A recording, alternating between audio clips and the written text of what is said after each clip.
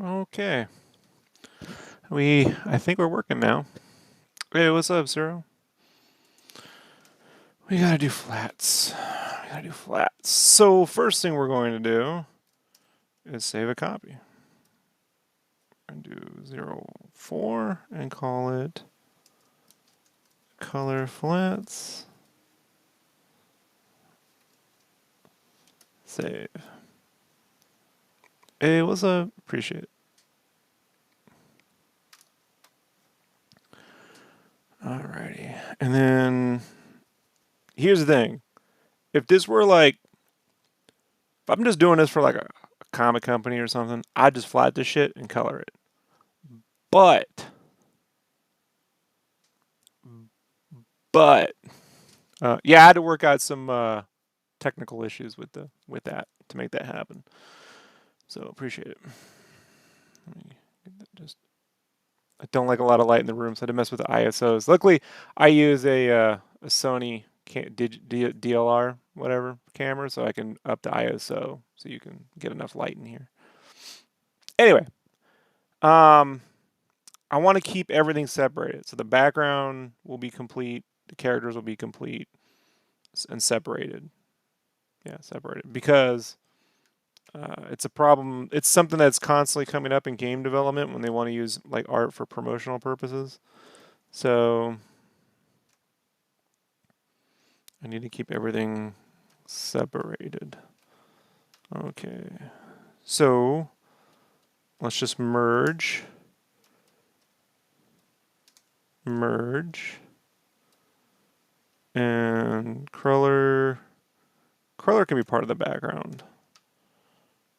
That whole background, that can be one piece, I think.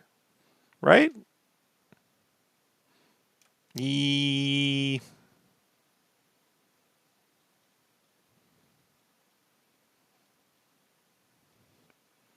I'm going to keep him separated. But we'll keep that merged and this merged. Okay. Now we're going to separate the lines from the art. And I hit Shift F4 because I made an action that separates the lines from the art. And we're going to paste this back in.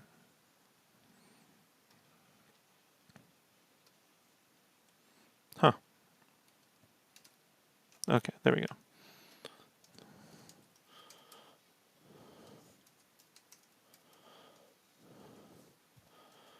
Alright, move that down there. VG. Copy new. Paste each F4. Select copy. Paste that back in. Delete. See? Pretty fast, right? Kenny says how to properly use reference. Well, I mean, look, it depends on what you're trying to do. If you're trying to become more like a character animator, or if you're using people, I mean, you want to do gesturals. You want to get action line. I would study a guy, sir. I'm going to type in this name, all right, for figure work. Vil Poo. Oh,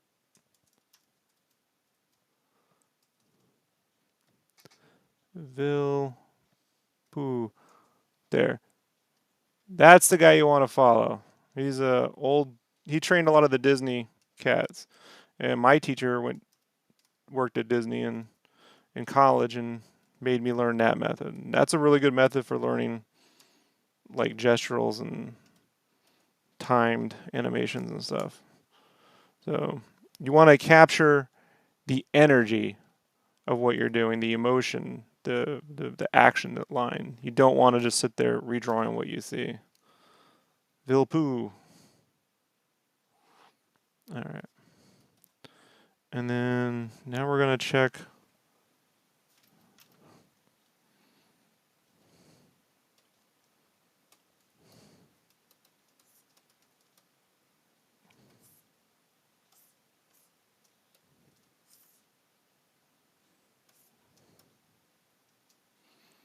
Hello from Mexico. Nice to meet you, Micro. What's up? What's up, Micro? All right.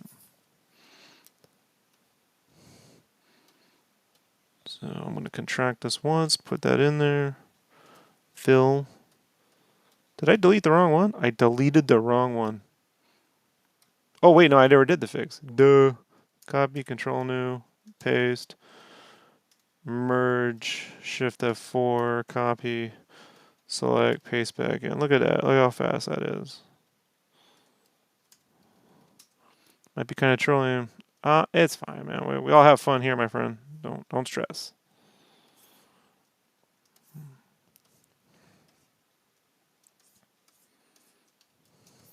All right. This needs some cleanup work.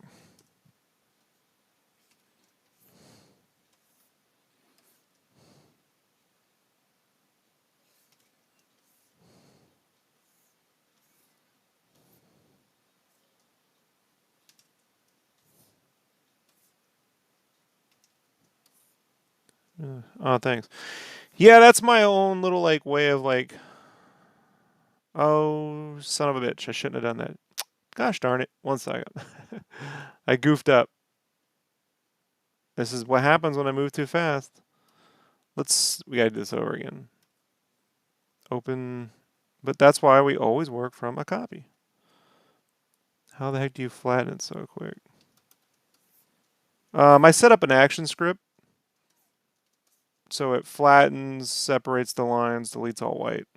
All right. That's the first thing I taught myself how to do in Photoshop back in 19. Well, I didn't teach myself that until 1999. But when I first learned what action scripts were, I was like, I gotta. All right. Photoshop is really clever with the interfaces. Yeah, except that. Yeah, like I said, all these programs are pretty similar. You know, like it's just like what are you used to, and you know if it works, it works. Don't stress over it. Some programs have more tricks than others. That is true. But then the program you have probably has a trick that the other one doesn't have. Like it's always a trade-off, you know. All right.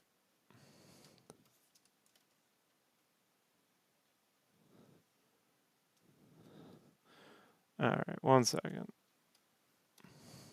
Let's take this.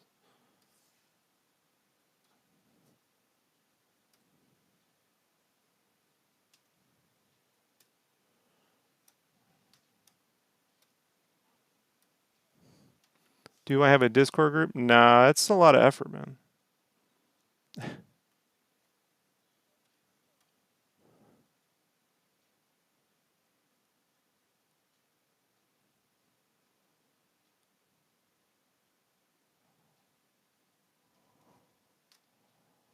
Are you kidding me?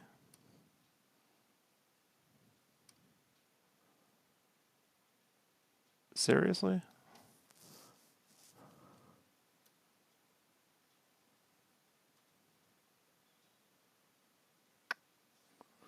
Okay. I goofed up a little bit here. Hmm. I can fix it. I can fix it. I think. I could have sworn. I did not save last night. That is impossible.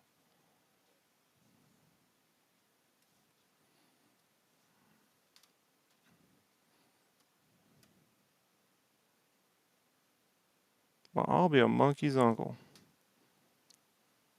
I must have been real tired.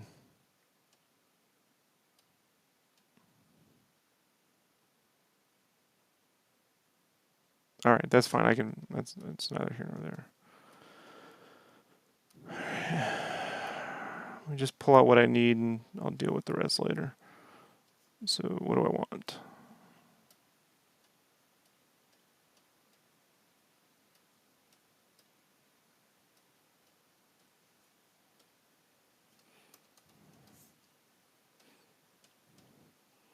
Okay, so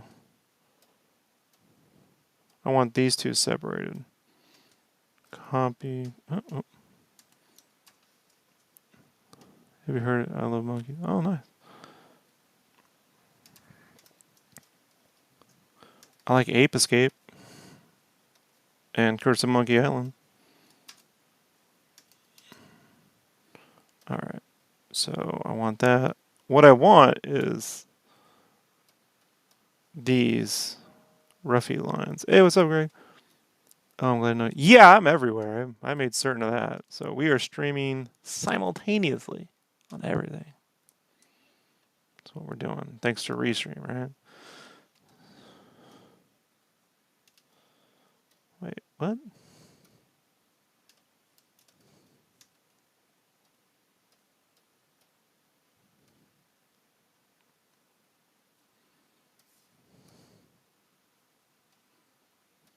This is so ridiculous. I see what I did.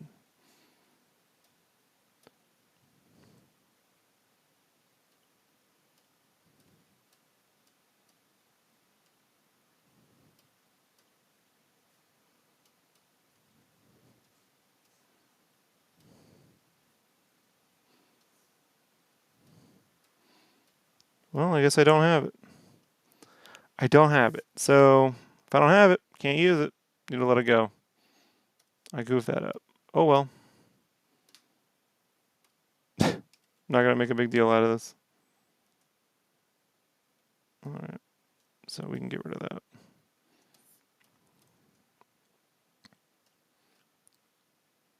Okay.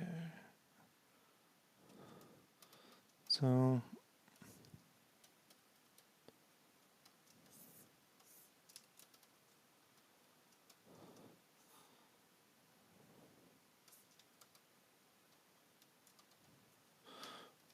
contract.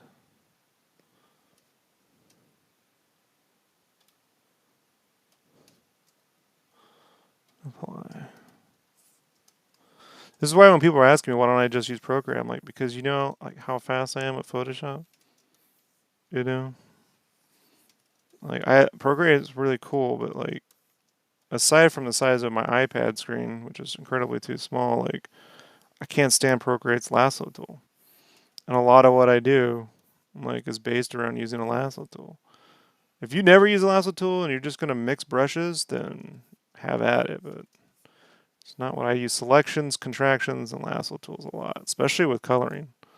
So it doesn't really work for me. I find that the lasso tool frustrating. The animation tools on Procreate are amazing though. Like I do love it. I think that stuff's cool, and the perspective tool is pretty nice. So, but again, everything's a trade-off. You got to figure out what you're comfortable with. You know, no one program solves all the problems. And I got friends who, 2 years ago, were like, "That's it. I'm only using Procreate. I'm out." I'm like, "All right." I'm not on a team. I'm not. I don't have Tribe Photoshop. But now I got a few of them who are like, I'm getting older and I need a bigger screen. And I guess they're just not going to make a 22-inch iPad. So there you go.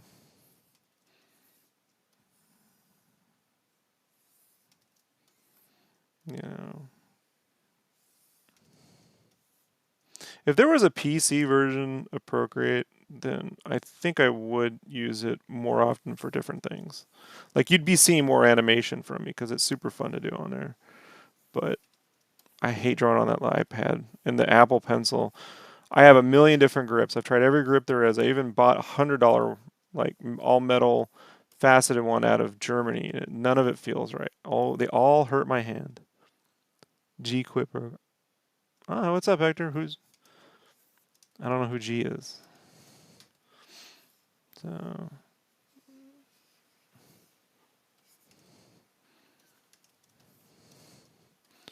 again, you just got to go with what you're comfortable with. And if that comfortability changes, then it changes. There is no one way. You know. What I won't do is, like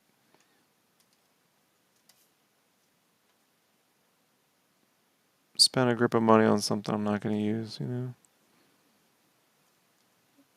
All right.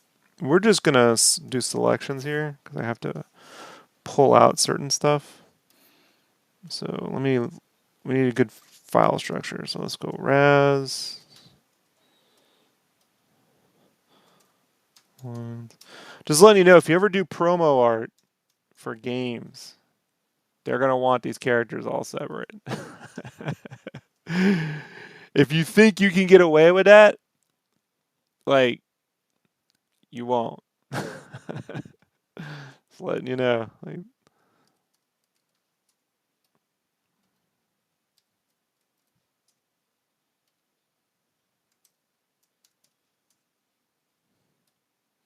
hate the fact that they don't have it for Mac.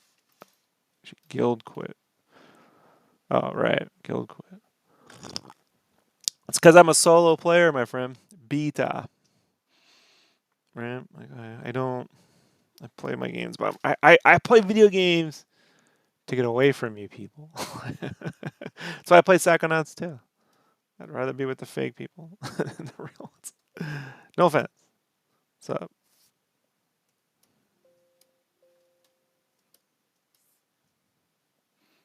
So let's turn this off. There. And we'll select invert. Wait, actually, let's. Whoop. Select modify, expand 1. We're not going to use these colors. We're just doing it to separate everything. So it's easier to see separations in crazy ass, ugly, fugly colors, right? Sample all layers. So we can select this. Select, select modify, expand 1.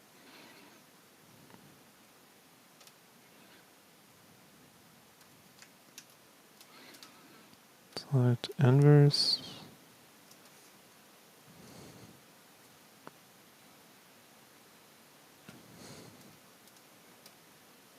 See how I trap that really quickly? Trapping selections, my friend. That's the first thing you learn doing t-shirts. Like the real ones that have to be sebbed and printed with 4-color inks or whatever.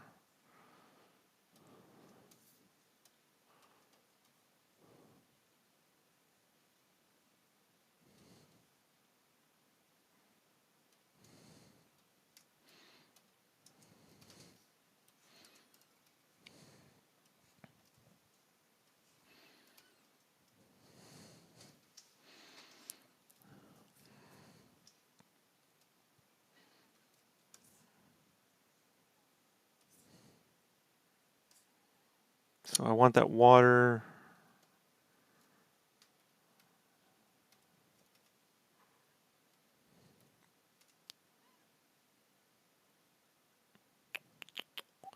Yeah, I don't think I need to worry about that so much. Let me grab my color roughy. Open. Color blobby. Color roughy.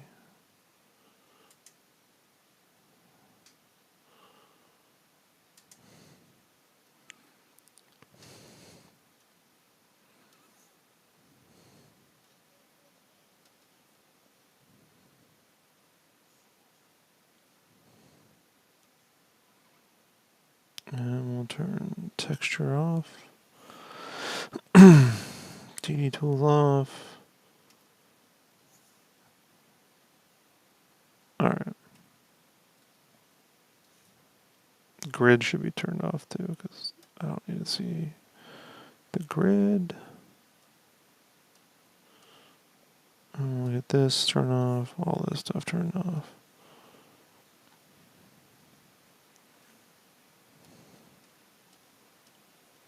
Alright.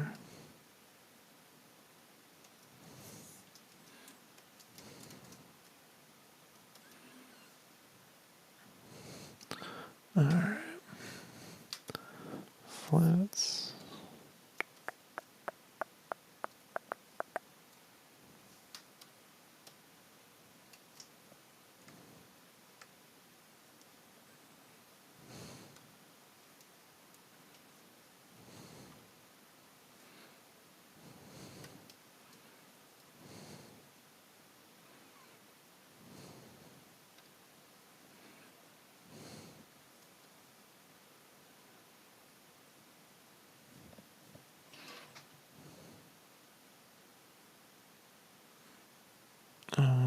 We'll do like a purpley color back there.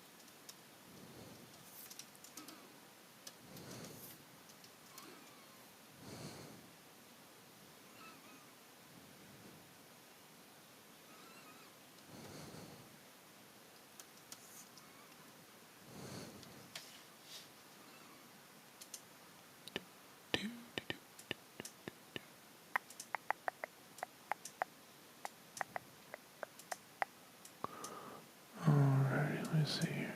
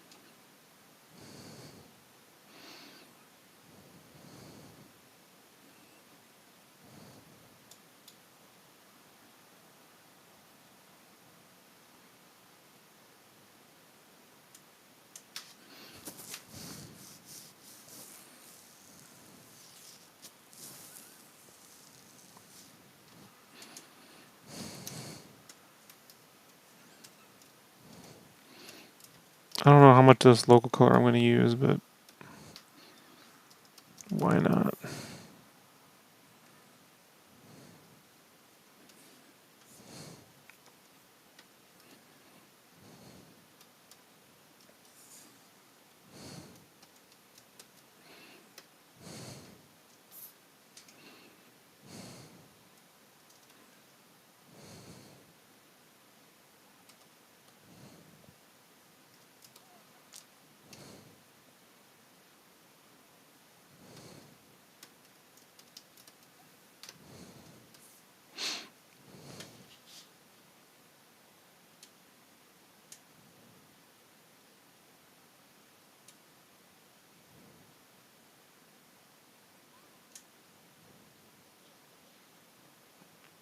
That's weird.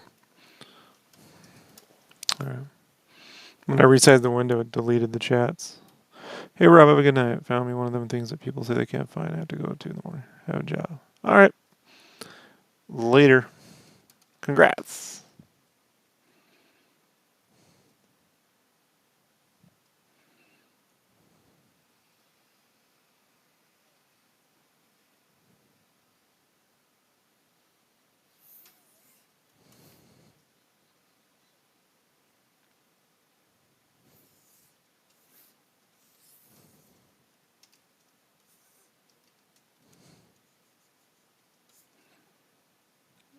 use a hard diamond to do this.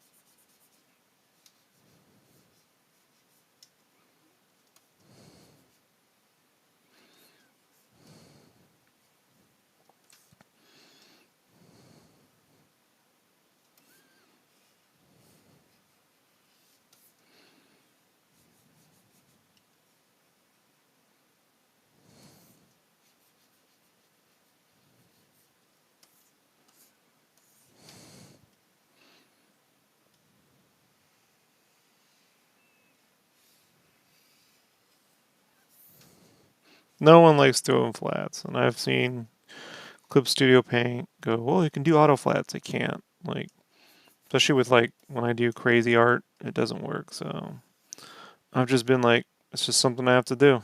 You know, I've paid people to do it. It's just I ended up just doing it myself. You know, sometimes it takes me an hour or two. Sometimes it's like, well, it took me all night. I just deal with it now. If I had a bulk project, like let's say I was doing 100 pages of something, then I would pay Brandon to do the flat.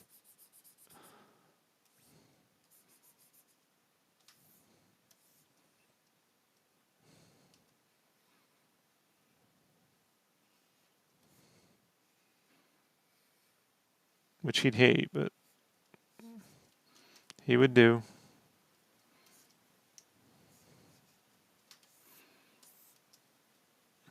Honestly, though, like doing your own flats and stuff, like learning how to do selections and stuff, it's really like good to know, you know? Like, it is good to be proficient, technically proficient with the programs you use, beyond just the artistic stuff. Like, brush mixing and creating cool stuff is one thing, but there is a technical side, you know?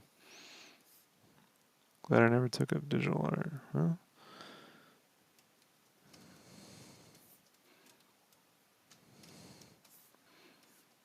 Such is life. Just remember that when you go see a movie and you're like, those visual effects could have been better.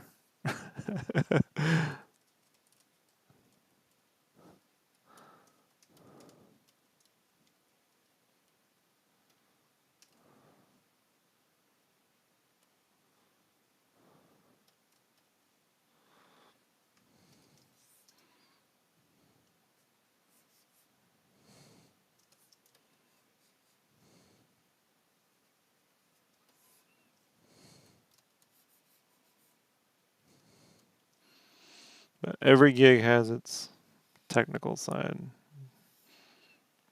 you know.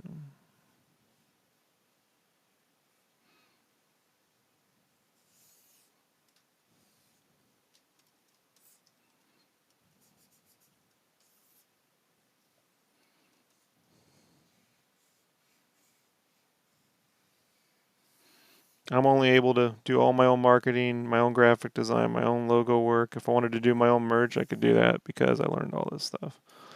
So, you know, crazy part is I don't do much of it. It's like, whatever, you know. Drives Brandon nuts. Why don't you make T-shirts? And I'm like, well, everything takes away from something else. Left behind my articles long ago. Yeah. I remember when I was in college, DeviantArt came out, and when DeviantArt came out, I was like, well, I'm never making a portfolio ever again. They put me in these Perl scripting classes where we had to like code fucking whole websites in Perl, right? Like no graphics, all fucking code.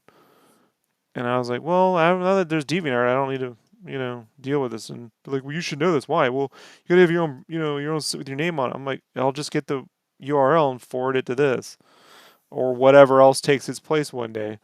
Like they always, like this is done. I no longer have to deal with this.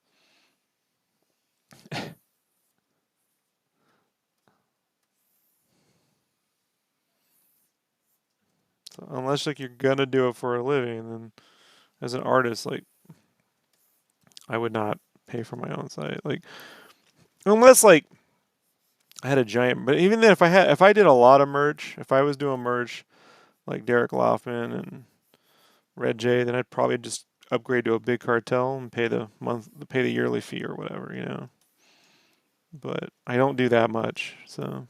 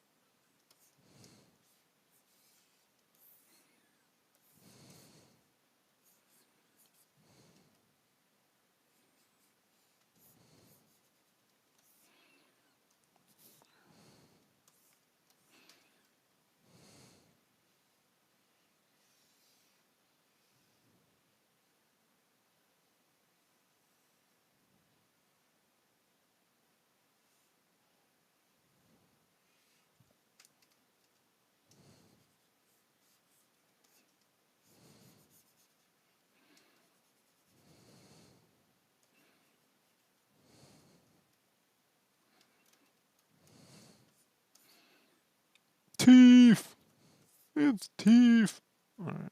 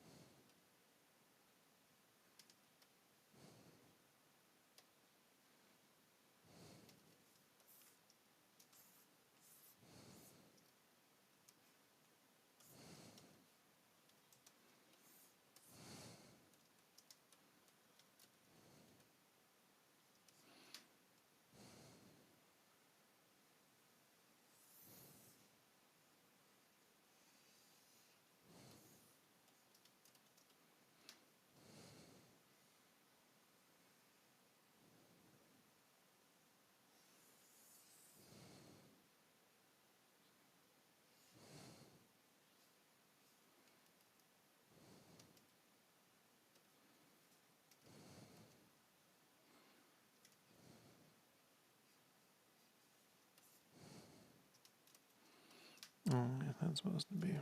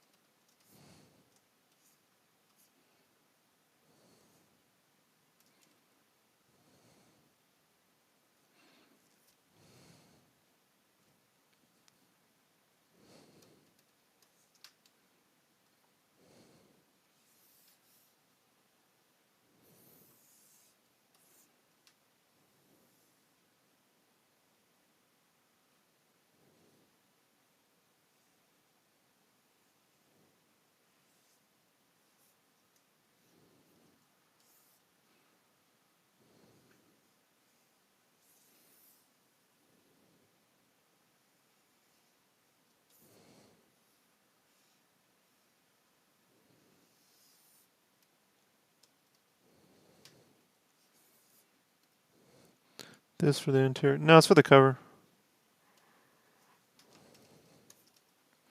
It's the cover.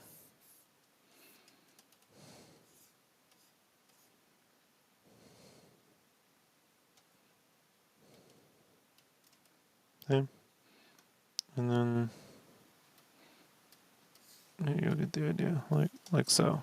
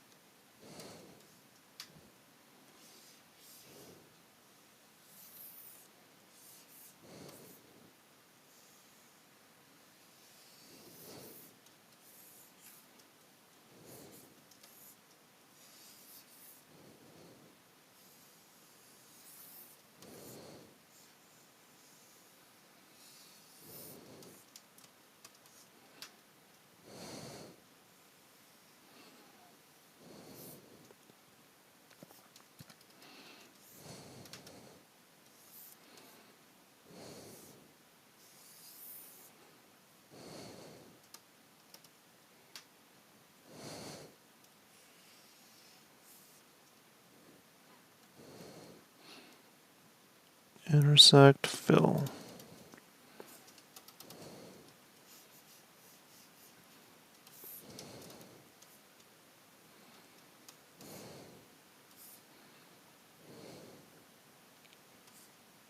Did I miss any teeth?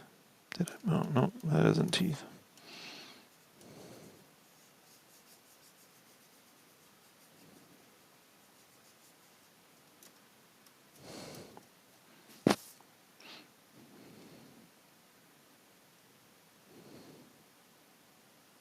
That's a tooth. Even I forget sometimes. Like, what the hell did I draw?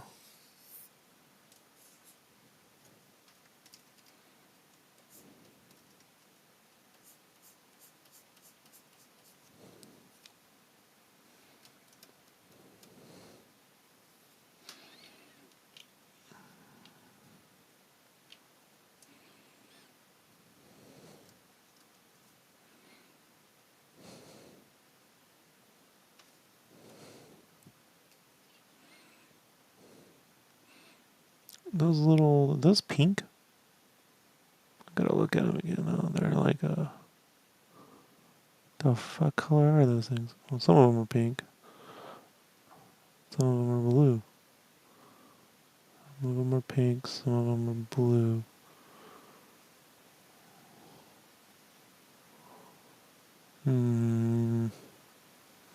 They're all blue in this one scene.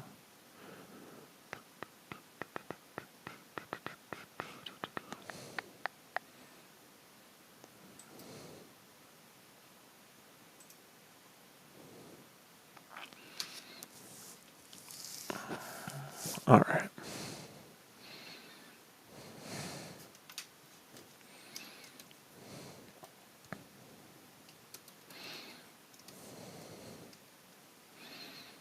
We'll do one and then see how we want to do this.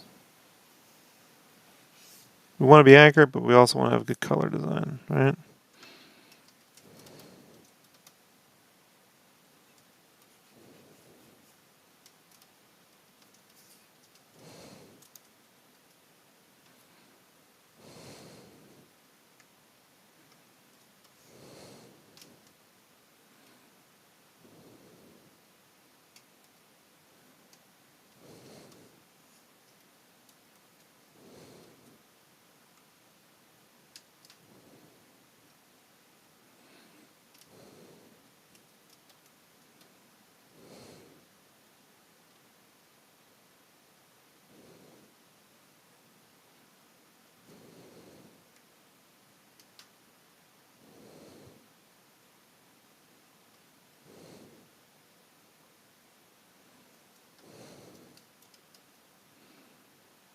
Yeah, that'll work. Uh,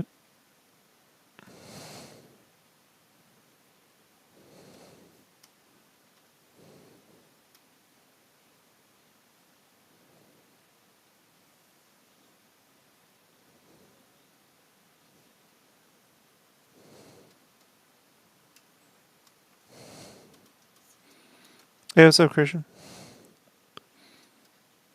You mentioned this is one of your favorite games. Got you wide over interest in Psychonauts. The writing, the universe, the humor, inventiveness. It's a universe I'd like to go to.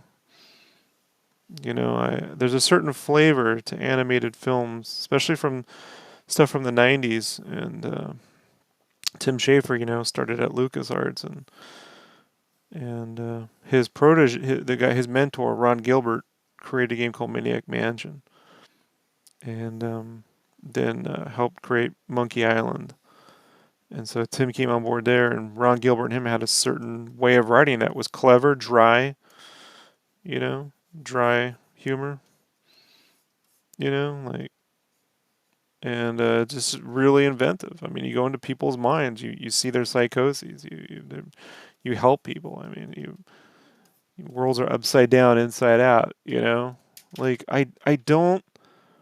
I like to go to places that don't exist. I like to watch and participate and buy things that spark my imagination. Dragon Quest is one of those things. Psychonauts is one of those things. Anything Tim Schafer makes is one of those things, really. Brutal Legend. Even Broken Age, Full Throttle.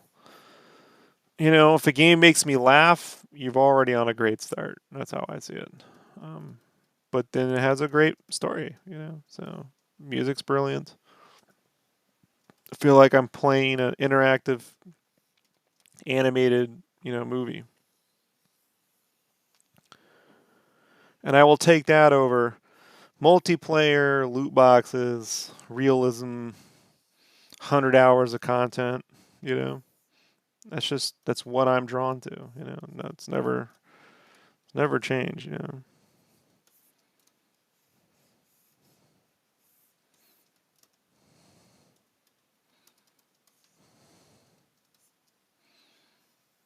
It's like as great as like I like the movie Luca, like Pixar films, but I've yet to see one Pixar film that speaks to me at the same level as Coraline. Like that the way they did the stop motion and the sets and all that stuff, right? So if you like Coraline, Psychonauts is right in there.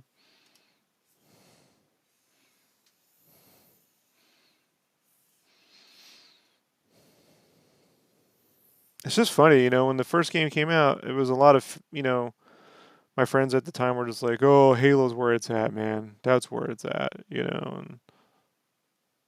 And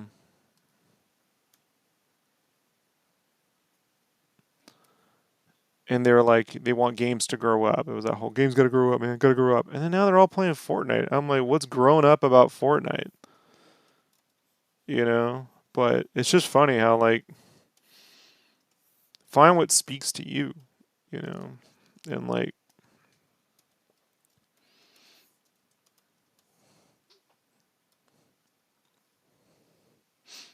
not that I don't like grown up shit. I mean, I Demon Souls I love. Looking forward to Elden Ring. Before that, I was a big Diablo guy, but Blizzard seems to abandon that franchise. I mean, eventually they'll make another one. Diablo 4 will be in development for probably another 12 years, but completely understand. Not in multiple, right? Tim makes single player games with the story. The minute you put a story in there, like half your audience is going to go away, because they're going to be like, I don't want to, I don't want to. I remember when I was in the army so this was like 99, 2000. I remember I was in my room, I had the day off, and I'm sitting there playing Final Fantasy 8, right? It had just come out. So 99, I think. And, whatever, 2000.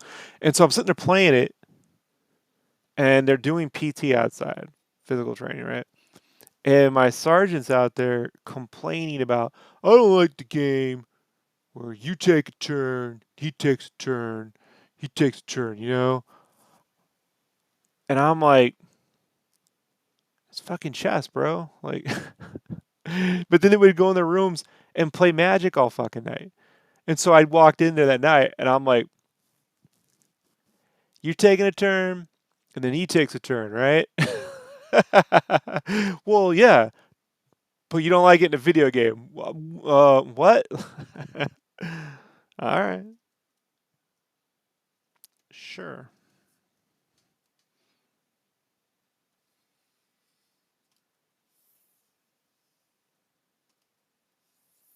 I mean, someone doesn't like something, fine, but don't tell me it's because the people just have weird biases, bro. You know.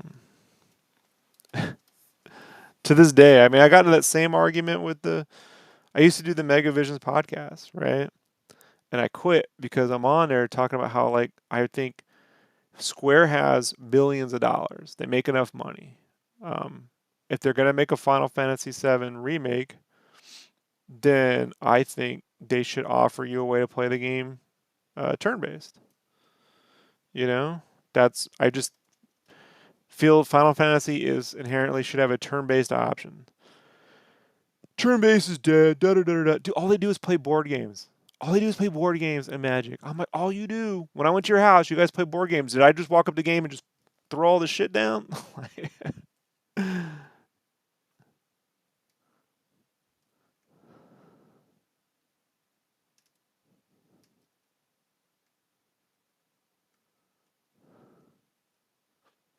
Yeah, I'm gonna go with my original idea.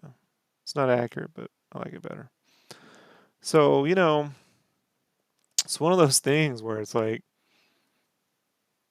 stop hating on turn-based gaming, man. And like, that's not what you were asking, but I get it all the time. Like, and I got friends now who are like, well, why is Psychonauts so great? I'm like, well, it's not a first-person shooter. How about that? It should win everything just this year just for not being that. Because quite frankly, first-person shooter is about the easiest fucking thing you can make these days. You know? Like, I fucking hate first-person shooters, man. The last first-person, I mean, it's rare I like one. They make me nauseous. In VR, it makes sense, but in video games, it's just nauseous. Pals too much, yeah. And so it's like I love them, I love all that, but it's just frustrating because it's like, how can you claim to be a Sega fan and shit on turn-based gaming when the best game Sega's put out in the last 10 years is Valkyria Chronicles 4?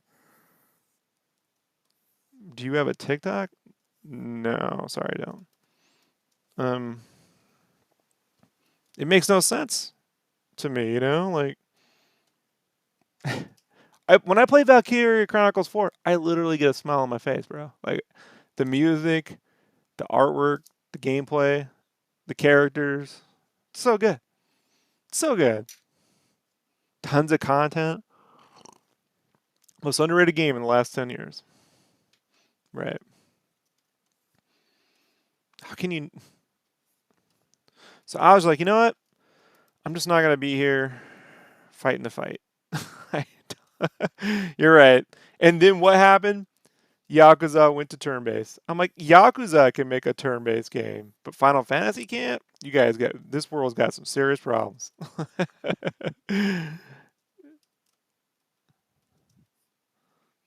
So one day I'll go back up to his place in Jersey and you know what I mean? I'll fucking just like table slam the board and be like, it's free for all, man. Fuck turn based. That'll go over real well.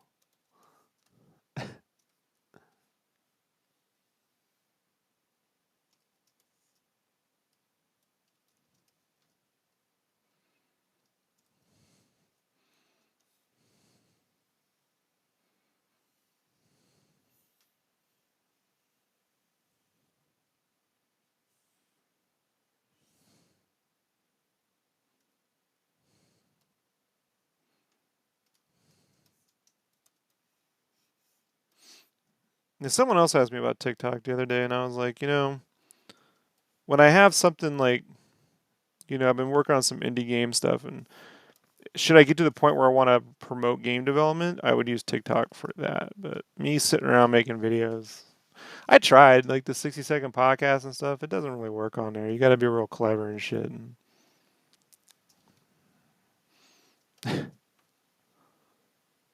shit, I fucked that up, didn't I? Didn't I? I did. When I merged down, I didn't subtract the selection. We'll fix it. They're fixed. Bro, turn-based is great.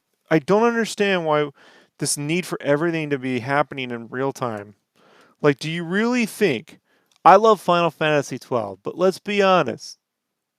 The characters auto-playing. I'd rather just have the battles. The battles is the enjoyment. You know, it's the gameplay. It's like saying I want to. I don't know, man. Like whatever. You know, look, it's just the same thing over and over again. Everything you do in a game is a game loop. It's like saying I don't like to rotate the blocks in Tetris. Okay, you don't like it, but that's what it is. So give me, if you're gonna make a Final Fantasy game, give me the option to play it in turn-based. I'm not saying take away their gameplay scheme, but they have the tech and the money to do it. They just don't. I will not play any Final Fantasy game that doesn't have a turn-based option. I can play Yakuza 7 though.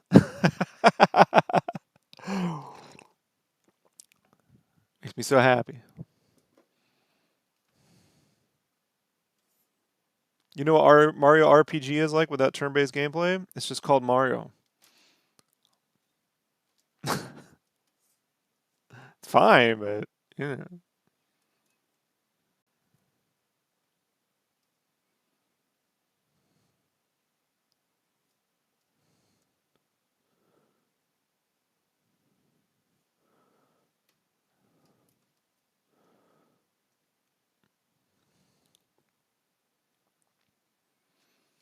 All right. How does that door work?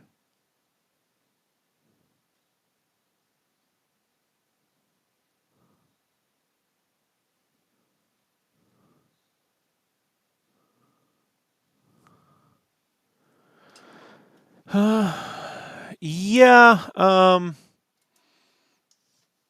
For whatever reason, the setting isn't my thing. They're very good, but it didn't latch on to me for whatever reason. I don't know why.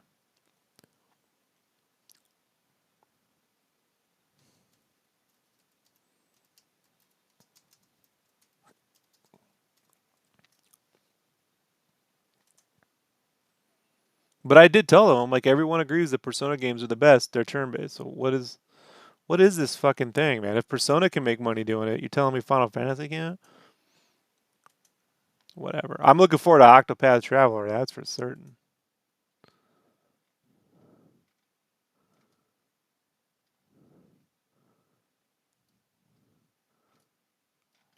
Alrighty. I see.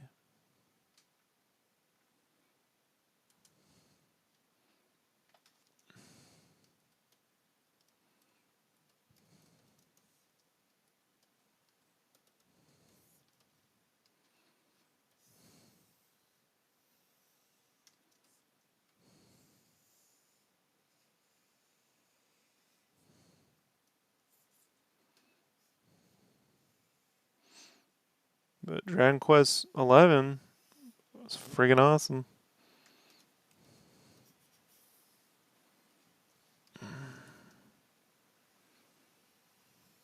Maybe it's Persona's music. You know, it's good. It's just not my cup of tea.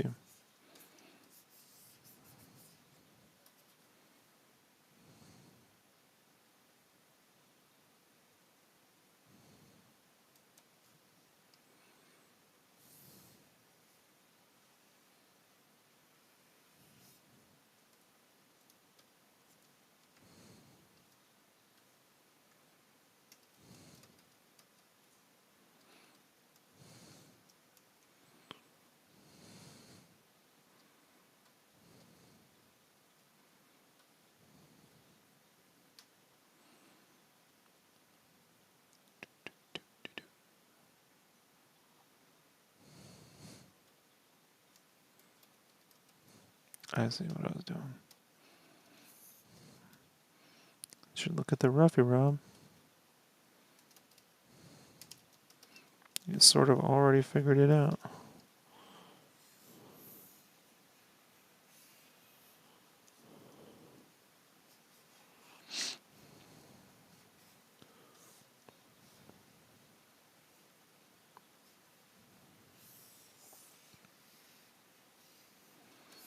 But I'll say the best League of Legends game is the RPG Ruined King they just put out.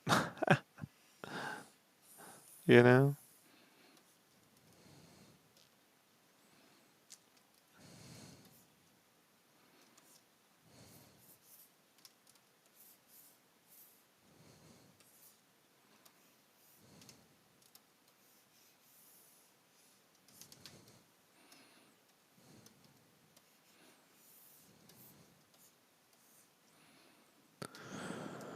Oh, crawler.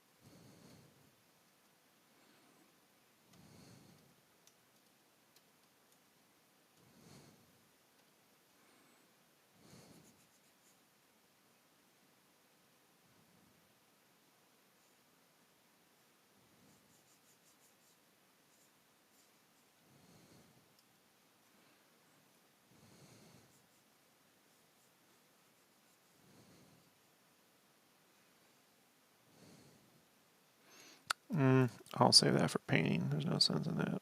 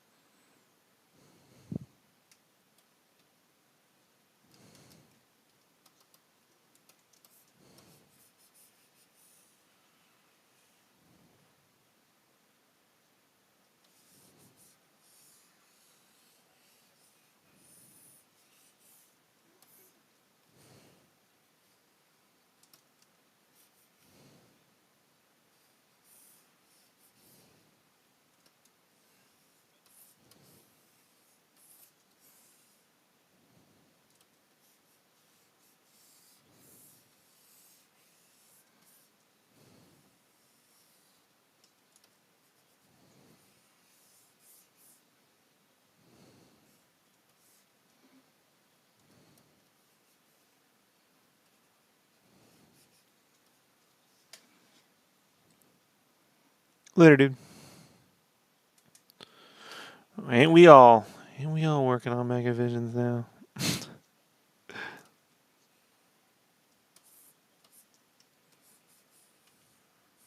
Appreciate the chat, dude. Peace.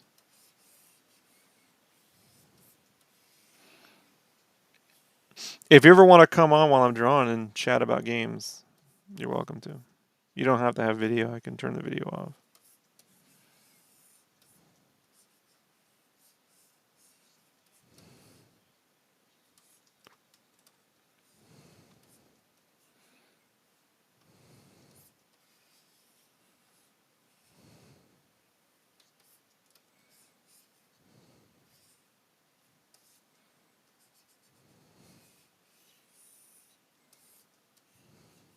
I knew I forgot a tooth. I knew it.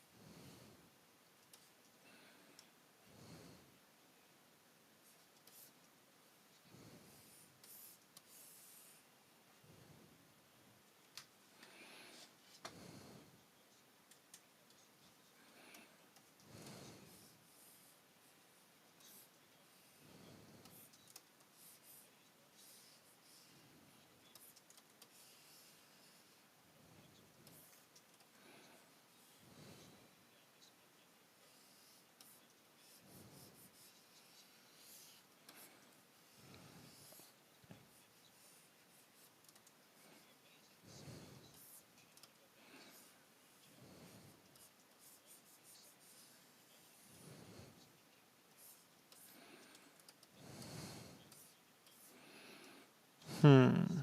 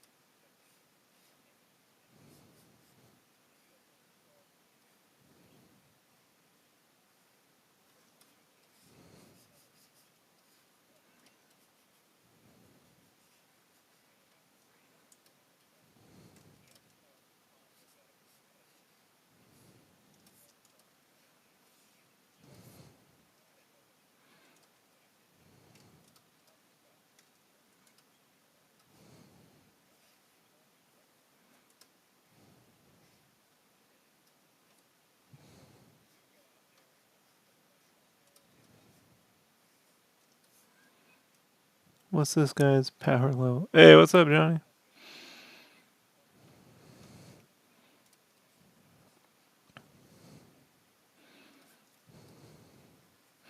He is the master.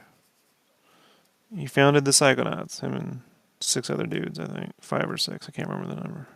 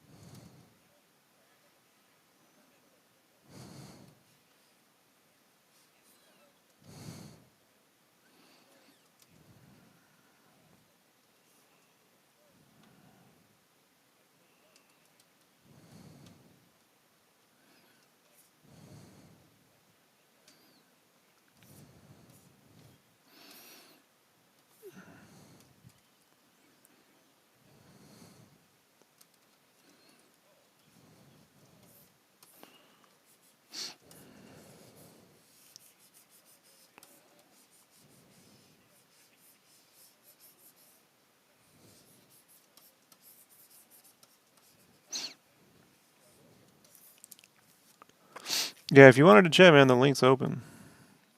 So I haven't reset it yet. I try to reset it though every so often, so I don't. It doesn't. Every now and then, you know what I mean. People get Brandon and like had a bunch of his friends come on once. I was like, get off. But you're welcome to.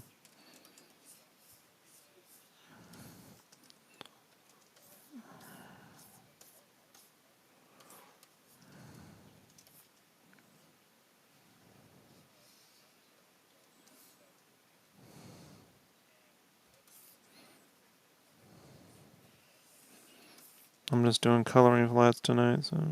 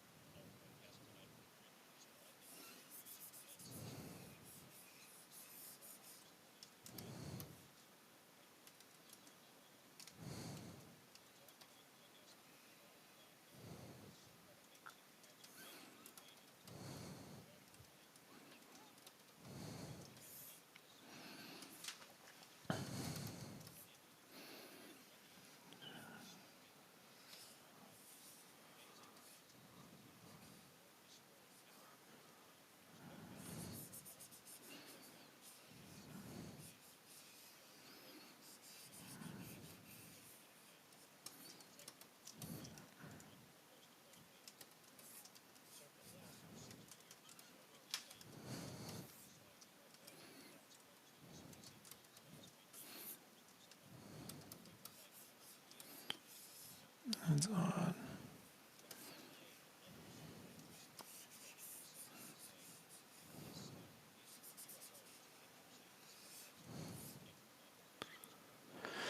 Hey, what's up, man? Slowly. Color gets done faster than drawing, right? So the bulk of all the coloring like will definitely get done tomorrow. If I have time tonight, I'll start the background for certain. But we'll see how fast the flats go. I don't know. Sometimes it.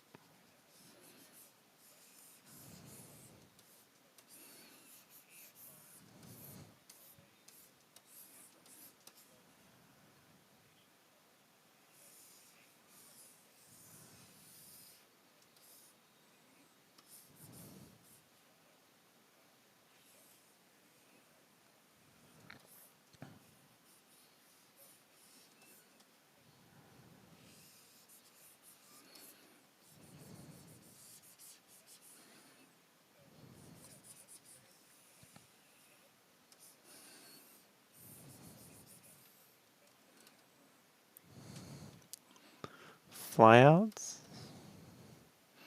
Flats. Coloring flats.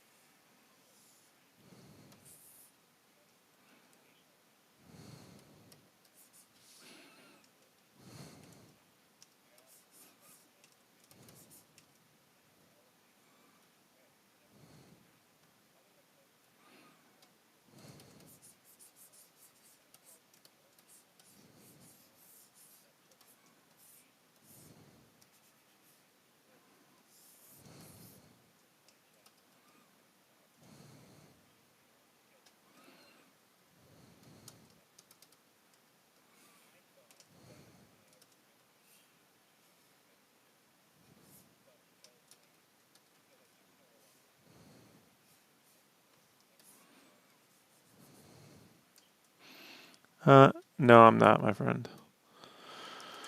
You know, it's too much outright theft. So I'm sorry, my friend.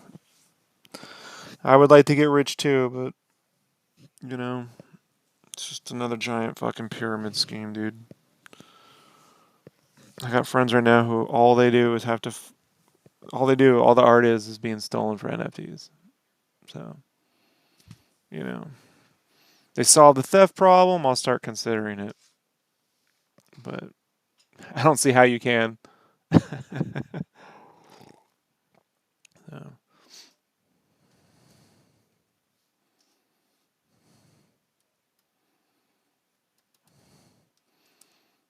just another, we're going to disrupt the market. Disrupting the market just means they found a way to make a quick buck. And the majority of people will just steal images. It scares me. There's consequences people haven't even considered yet beyond the ecological and art theft portion of NFTs. The one I've been wondering is what happens when someone steals someone's entire portfolio and claims ownership of it as NFT and then DMCA's me or anyone else for your own art. And then now you have to verify your portfolio to every site you pin art that you actually own it and they don't. We're going to be in endless DMCA territory. You see what I'm saying? Like that hasn't happened yet, but it will.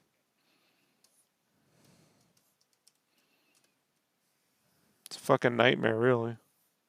All because people want to invent their own money and not actually pay people for their work. So,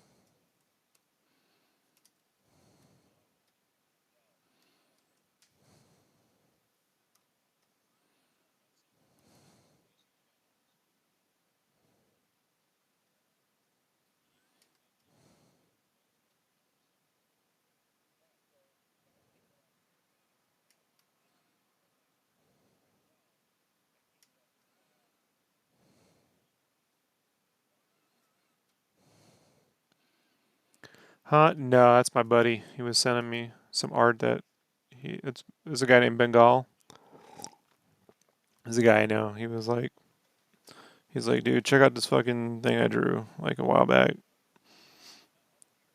I guess he sold it for a good amount of money. I'm like, yeah, dude, that's fucking dope. Sell real art.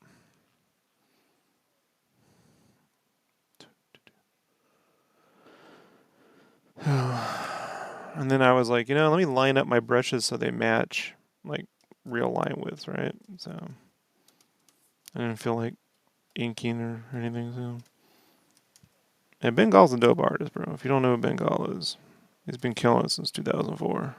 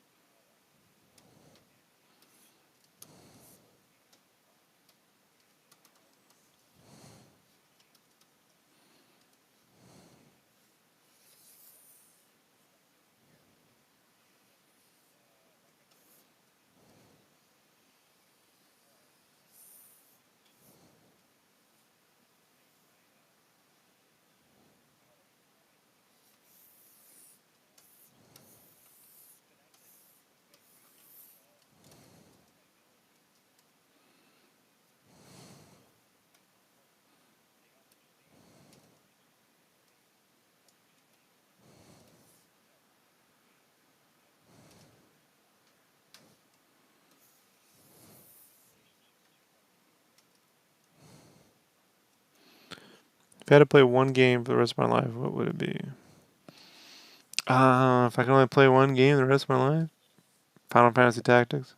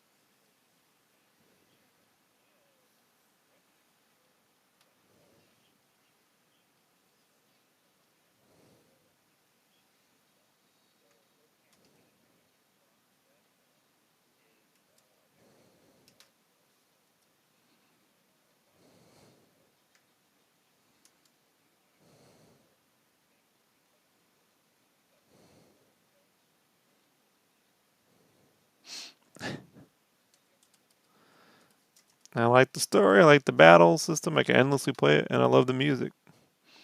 When the music in the menus stirs your soul, my friends.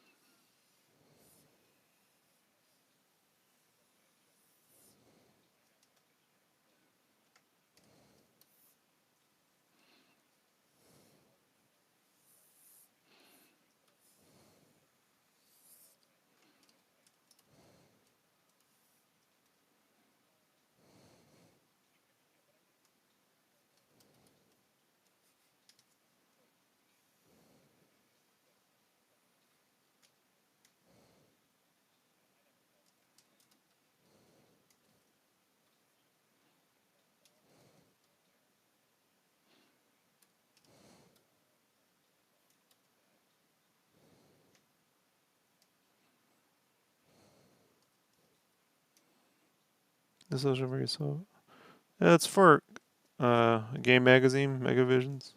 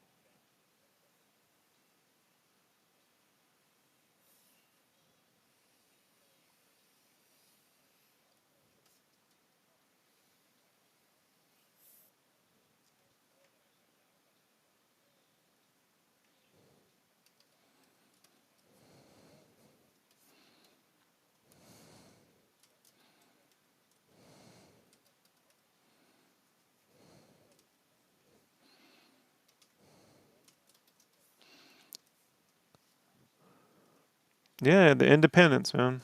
There are indie magazines. They do 3 or 4 a year, usually through Patreon. I personally did all the graphic design for Megavisions for the last couple of years, and then I moved away from it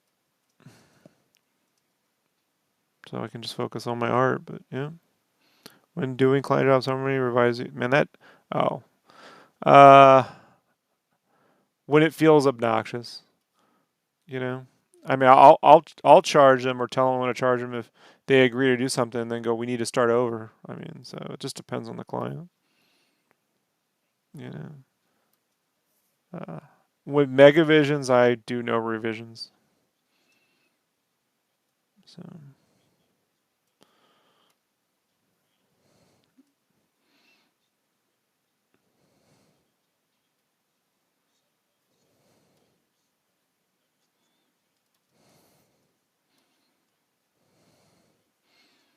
um, even Game Informer, man, they had no, had some initial thoughts when I presented them with options, but Game Informer was great. Like once they agreed for me to make it, they just let me make it. They didn't care. So that was awesome.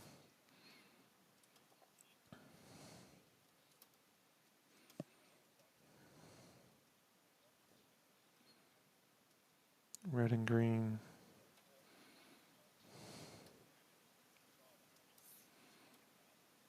green and red, green on the left.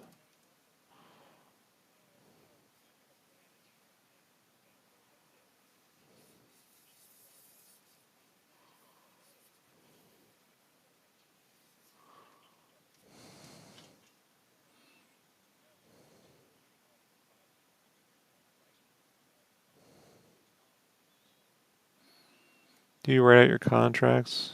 Huh? Uh, I just sent him an invoice, man. The only contract I ever, I don't send a contract unless I'm working for a real company. You know, it's a standard work for hire agreement. You know, I retain ownership of the art. They can print it. If they make prints, I get 50%. We have that discussion before I start. You know, if a client violates that trust, then not only do I not work with them again, I'll just out them. Like, hey, this person stole my shit and they're dicks. So honestly, it just doesn't happen. You like at this point, I can tell when someone's going to be trouble. There was a client recently that wanted me to be a part of a project that was by a major studio, right? Like think of all the major movies that released, one of them, and they're going to do a card game like thing, and I could already tell it was going to be trouble. For reasons like I couldn't get a clear estimate of what the contract would be, and they had submissions. They had submissions deadlines before they even wanted to talk rates, and at that point, I get out. I don't care what the project is. I'm not doing it. You know.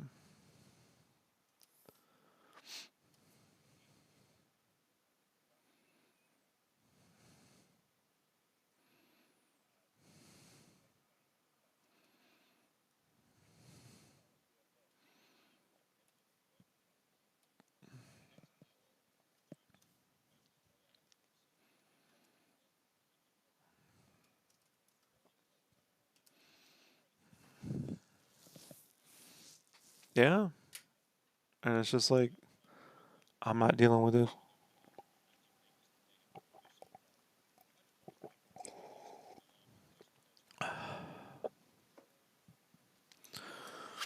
So I was like, I'm sorry, I'm busy.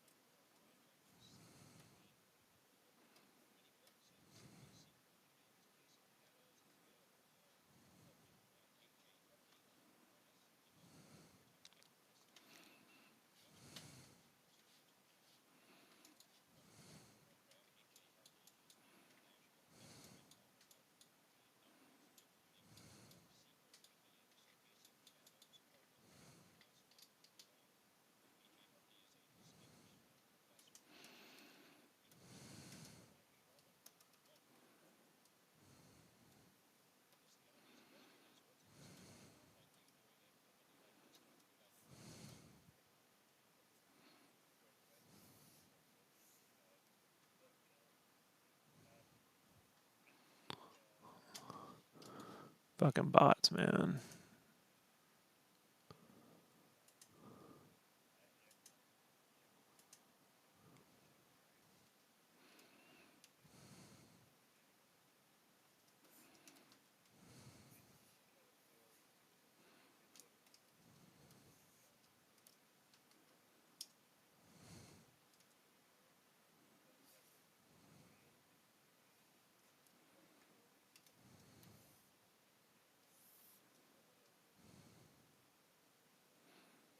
You can see, it's tedious.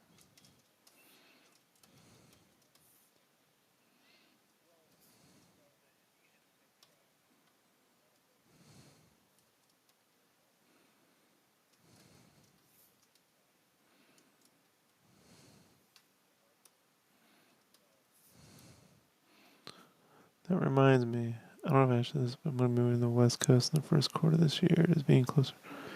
Entertainment clusters help.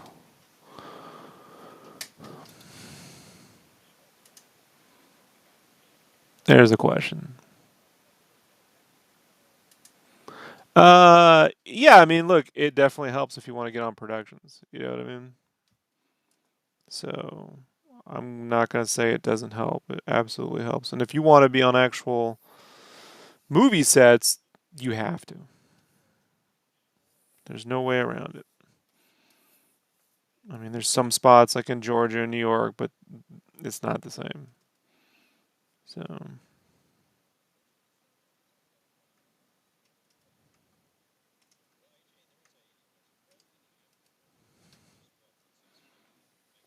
but I mean,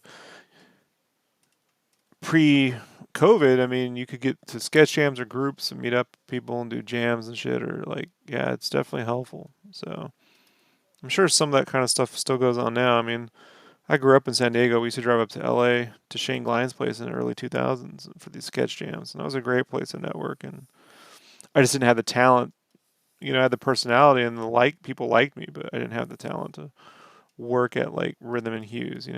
So had I, but yeah, like I would have had those opportunities. Took me a long time, man, just to get to the point where I could produce art that was, hey, that's cool, you know. But even now, it's like, you know, there's only contract work, and contract work kind of comes and goes. I had 3 years where I had no real contract work other than some stuff with Megavisions and IDW. And Game Informer showed up once, so I had to create my own way. And then Toys for Bob showed up, and then I was there for about 3 years until that got shut down, and now I'm back here. Have you ever done conventions? Yeah, I mean, I've done San Diego Comic Con a number of times, but um, and Arizona, the Vegas cons and stuff. But I don't make money at them, so there's just 0 point in me going. I just don't. I don't make money. It costs me money. There's no point in it. Can move into Washington State. Currently live in Washington. So you're saying I'm moving to Washington? Um, yeah, I don't know of any. I mean, you know what's in Washington, my friend? Microsoft Studios.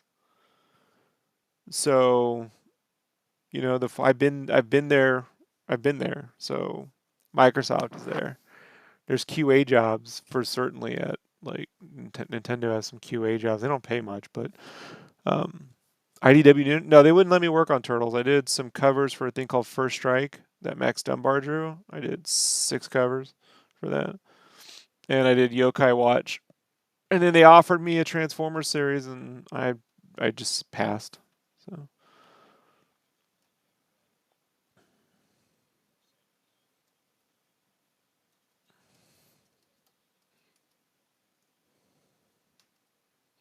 Microsoft, Nintendo. Yeah, I mean, there's other tech stuff, so it just depends. Like, our jobs are the hardest to get. So, if I were you, like you want to have a design thing in your pocket and a production friendly thing in your pocket. Sounds like you want to venture that far. That I should think California. 100%, my friend. Like, if you want to be in movies and animation, you have to be in LA. Like, that's it. That is it.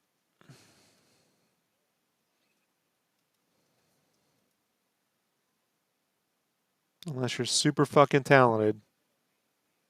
But you can break through the chafe. Some people do it, man. Us other schmoes have to find another path. I don't want to move to LA. So I actively avoided it my entire life. So, but if it's your dream, that's what you're gonna have to do. Nothing wrong with it. I got friends out there who made it. I got friends out there who didn't. So it hasn't. Oh yeah, yeah. But Washington is too. Like, it's fairly comparable depending on where you're at. Yeah, it's super expensive, bro. Here's the hidden truth about a lot of the jobs you see in animation, especially animation, because it pays so little. They're rich kids. Not all of them, but a lot of them.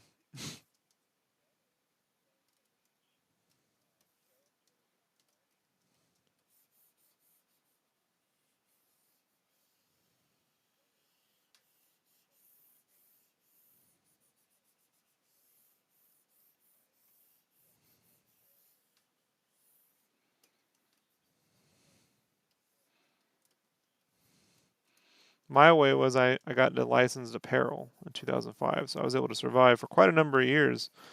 And then I transferred to video game magazines. There was money in that. I was a cover artist at Play Magazine, and we were on the side. We were producing graphic novels that were going to be the basis for future video games. So I was working on a thing called Junior, and then the economy tank, and that all went away. Oakland was Rough Riders. Yeah, LA is where you want to be, bro. I'm just not even gonna, you know, that's it. That is it. Other than that, you may want to look at SCAD in Georgia, but again, if you're just gonna go to a normal college and not overpay, then, um, you know, there are some really good community colleges in LA that a lot of the guys who are working in animation teach. Something you might want to look at. But if you're gonna go to a state college, it's tough, man. There's no easy path. But if you wanted to network, LA is where you gotta be. That's it.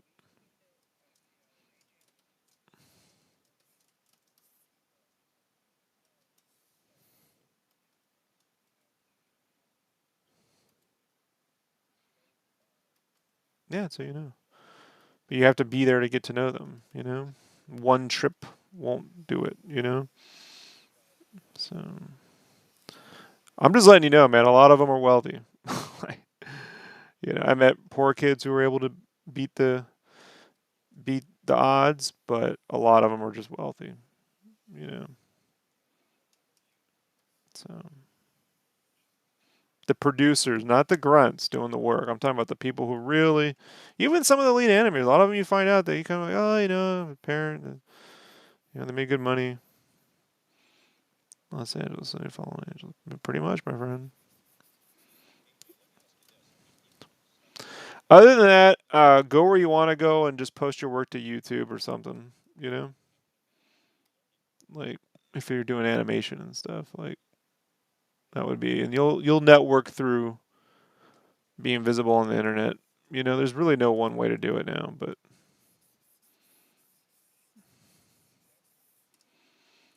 like if you were doing film and you're like, I want to be on a set, that's it.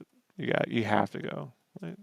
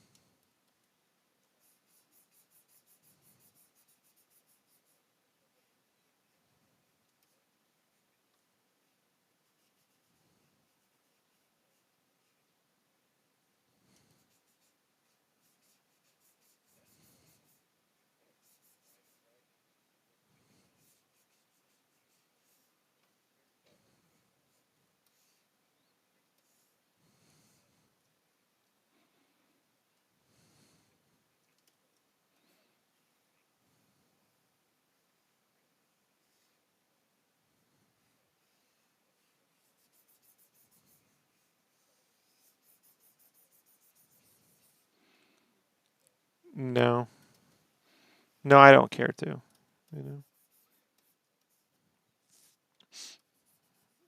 it's not something it's not, none of the work I'm particularly proud of. I did what I had to do to pass the class and moved on.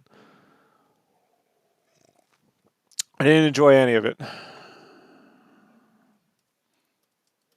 I was interested in like pixel art and low poly, but this is 2002, 2003, and they told me that shit's dead. Don't ever do it. And look where we're at now. So, you know.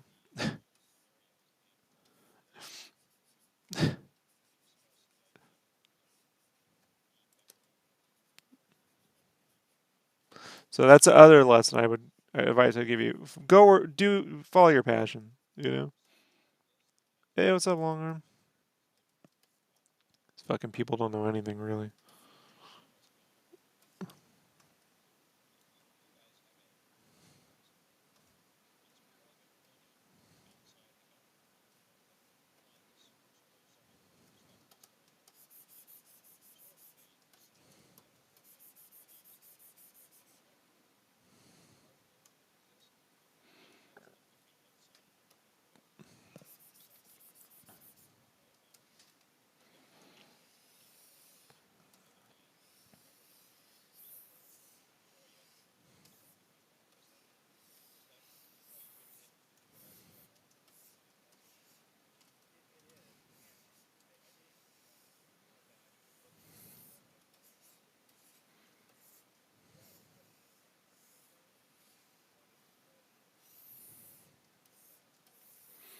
Do I calibrate my? No, no, not really. It gets.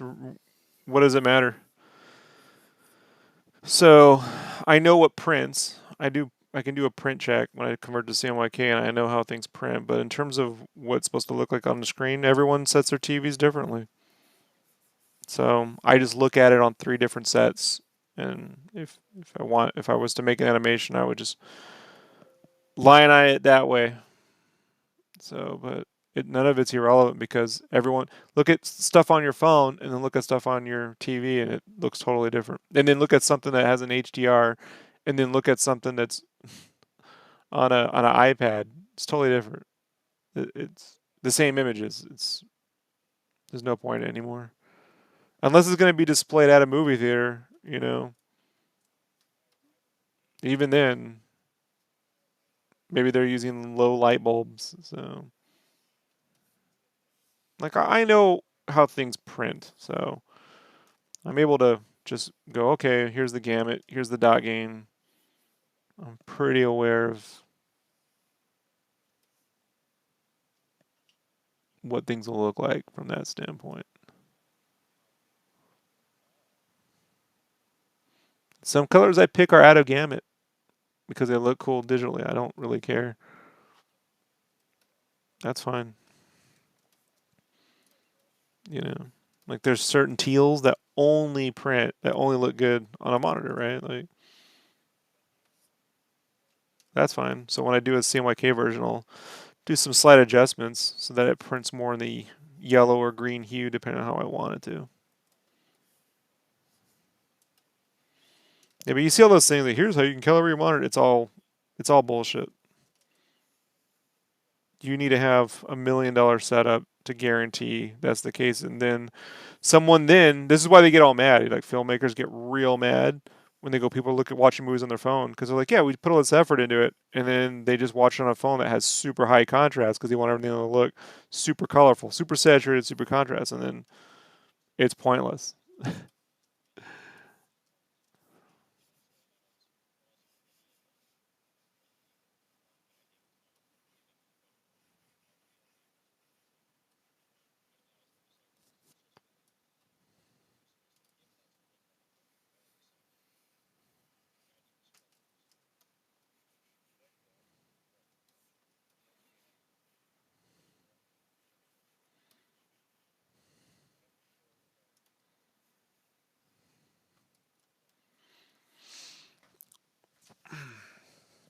Now, it makes a lot of sense in production when you have complicated things, like lighting rigs and multiple people working on things. You want them to be consistent, but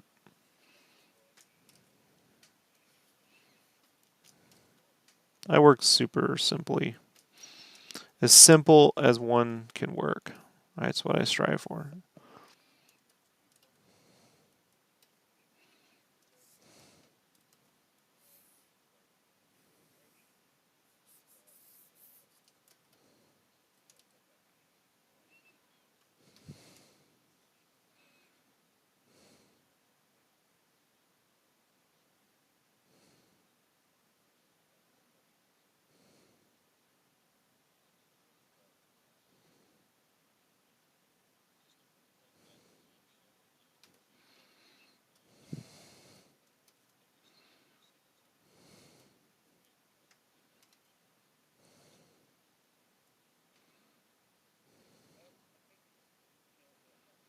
Hmm.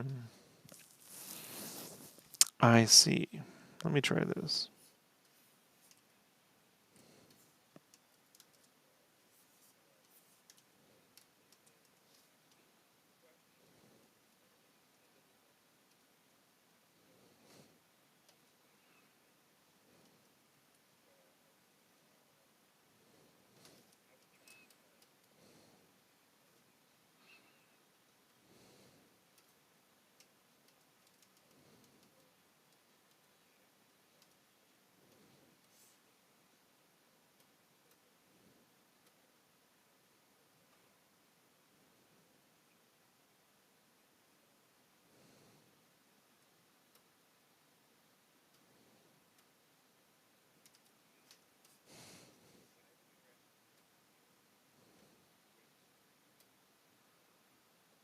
Hmm.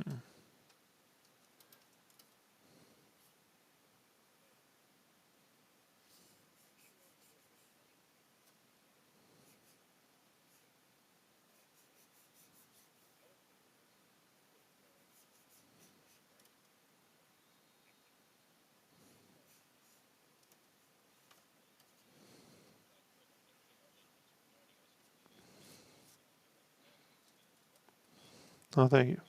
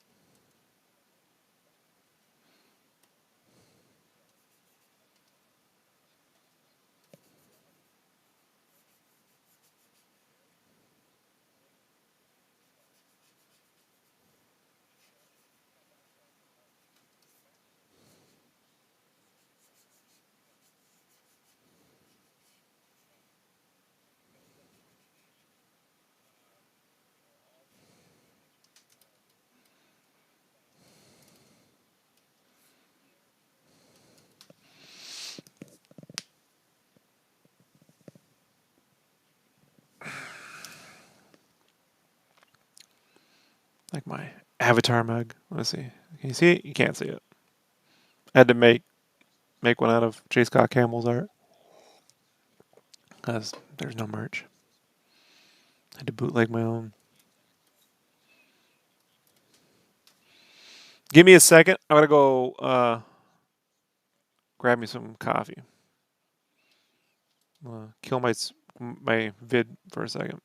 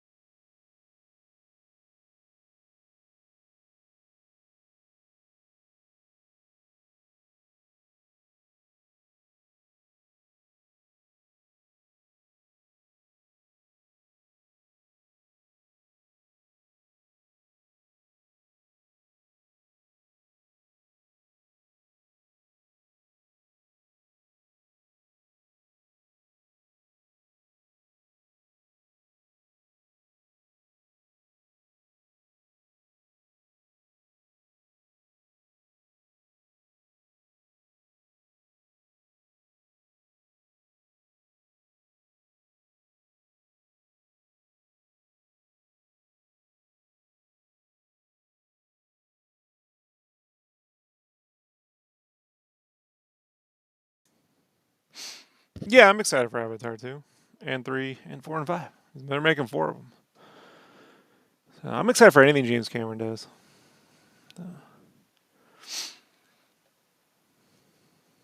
In 3D. So I'm that guy. I'm the guy that the internet says doesn't exist.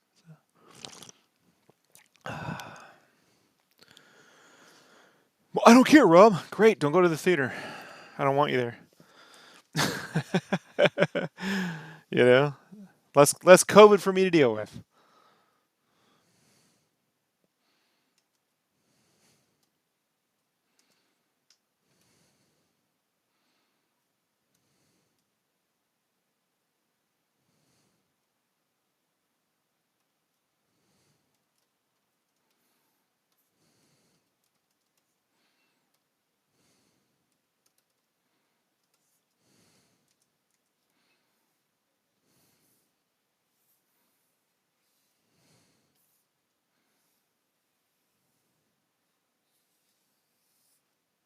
Avatar 3 is manuscript. Oh yeah, it is. I watch it in Oculus on my Oculus Quest. I have a 3D TV, actually, a plasma downstairs, but I watch them all. I ripped them all and put them on my Oculus Quest, or I stream them to my Oculus Quest because the files are so huge. So I watch it in 3D at least once or twice a year. It's awesome. It's going to be super immersive. Like they have a 3D rig that goes underwater. I mean, they shot in 3D underwater in mocap. It's crazy. Even the 3D on his documentary, I don't know if you saw it. It's that documentary where he goes down to the Marianas Trench. It's amazing. The camera goes out into the Marianas Trench. You know, I love it. You can, yeah, man. So there's an app called Skybox, right? And you install Skybox on your PC. It's free, and then you buy. I think the app might be free on Oculus. Might be $5. It's super cheap. Install it on the Oculus, and then what you do is if you I use DVD Fab has a DVD Fab. I can rip all my 3D Blu-rays, and so with no compression, because you don't want compression in stereo. you don't want it. But Oculus is 3D, so people go, I don't like 3D. They play VR. I'm like, you're playing 3D games all the fucking time. What are you talking about? so you sit in a movie theater and watch in 3D. Only here's the best part: never goes out of focus because you got the Oculus on. So I just sit back on my couch. I got a long straw and a giant 64 ounce of fucking something, and I into the Spider Verse in 3D. I watch Avatar in 3D. I watch all the movie. I have every Marvel film that's in 3D. I have Lion King, the 2D conversion. They converted the 2D animated film in 3D. It's brilliant. I watch Titanic. I watch everything. I watch Fury Road in 3D. It's fucking awesome. IMAX size screen. I just sit there every time. I think maybe it's not that good, right? And then I watch. I sit there with my jaw. It's so good.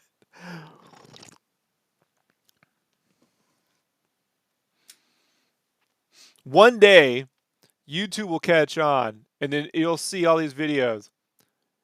Here's the thing you didn't know you can do and didn't appreciate with 3D. Like, okay, whatever. Fuck off. Yeah. Dude, Into the Spider Verse in 3D is brilliant. Like, it's so good, dude. It's so good. So good. Coraline in 3D. So good.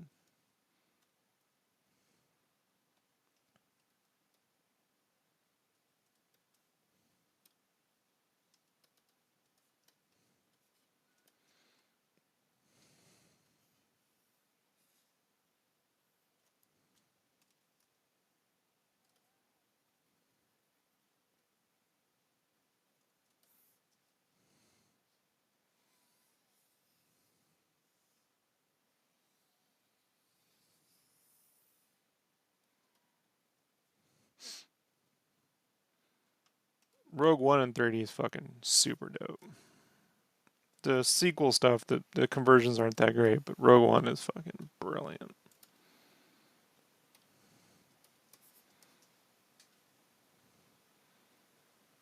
Yeah, I hear you. It's so annoying.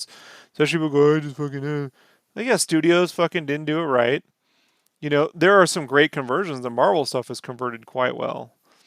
Um, but you know, there's a lot of shitty conversions. Nightmare Before Christmas had a disastrous conversion. It's horrible. So,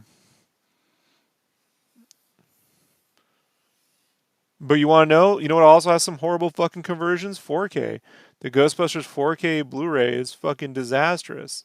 It has so much grain. I'm like, I saw the movie at 6 or 7 times in the theater from 1984 to 1986. It was still in theaters, and it doesn't look like that.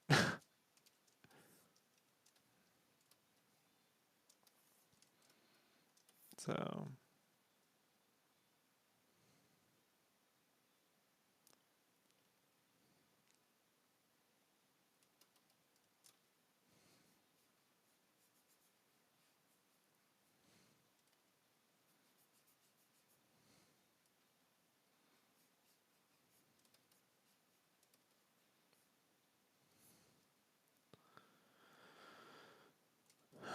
so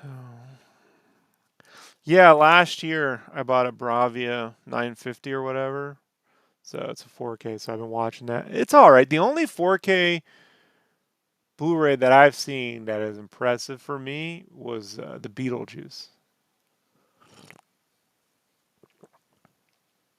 Beetlejuice and the Batman remasters were quite good. Um, but Full Metal Jacket's pretty good. It's not great, but it's pretty good.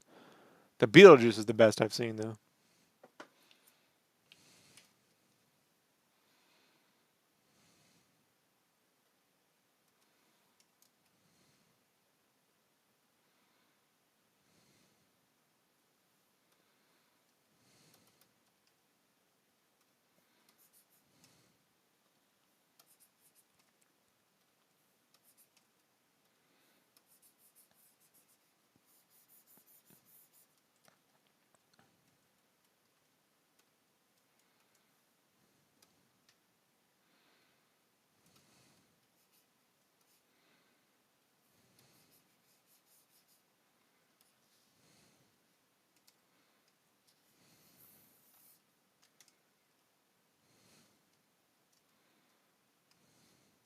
Are you familiar with the stereo conversion? Yeah, it's super fucking hard.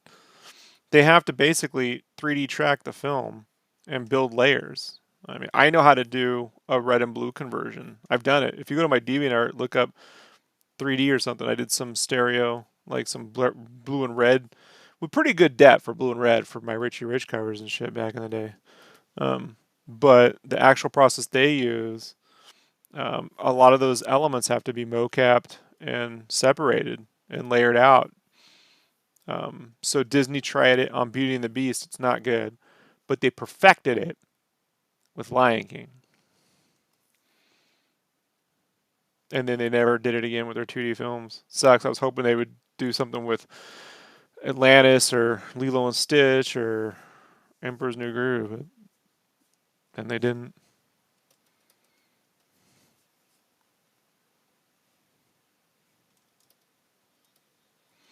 Breaks my heart that Cinefx is gone.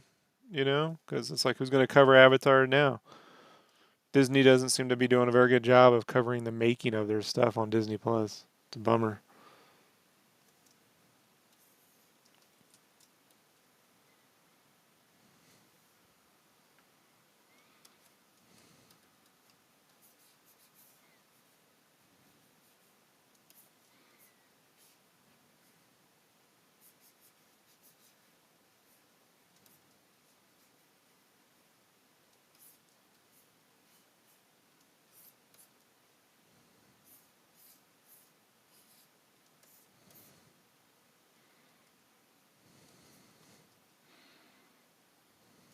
Oh shit, that's not. It's metal.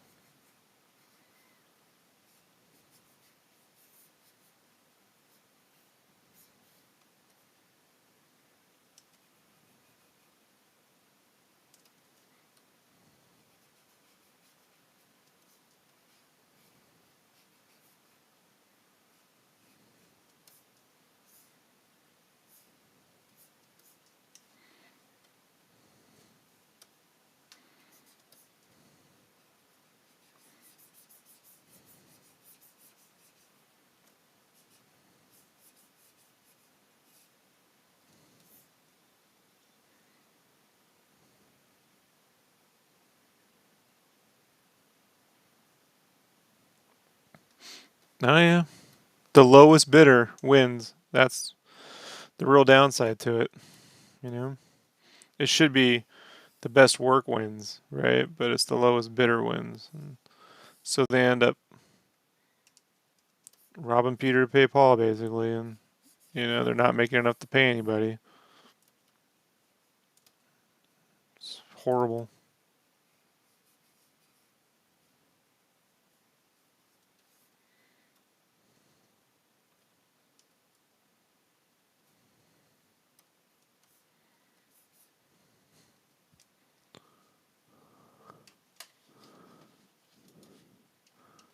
What does fudge and bag look like? Supper dish. Okay, I see what this is.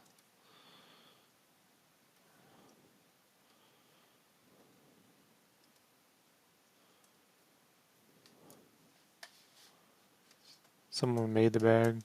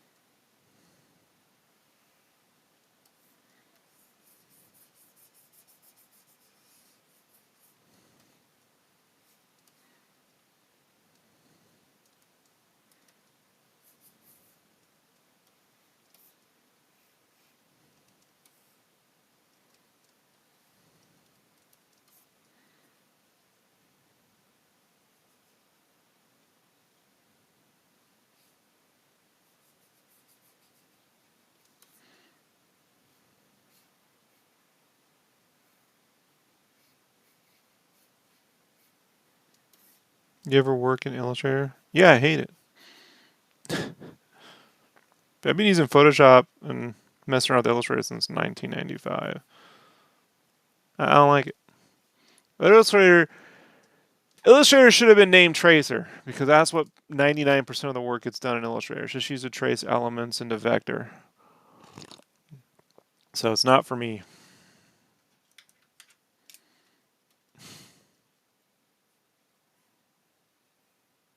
For some reason they decided to call it Illustrator.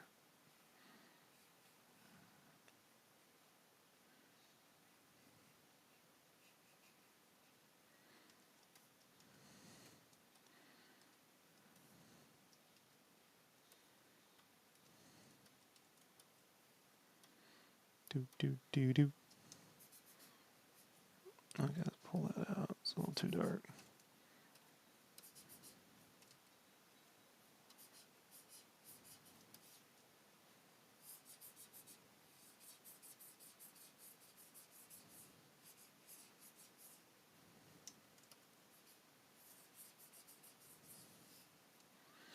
I watched it happen in t-shirts. When I started in t-shirts, you still had to draw everything.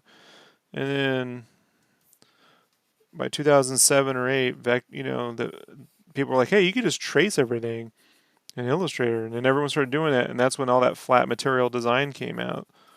And you know what happens when everyone's doing flat material design? Which I like for menus. I'm not against it. But when everyone's doing it, everything looks fucking cheap. Everything looks cheap. And so then you just ended up with all these real flat ass fucking shirts because anyone can do it. And so everyone's just tracing. All the posters are traced. Everything's traced. It's like no one's actually drawing anything anymore. And I'm like, I'm not into it. So that's why I left t-shirts and then got into game magazines and stuff. And then all the ads dried up, right? When the adpocalypse happened or the economy tanked.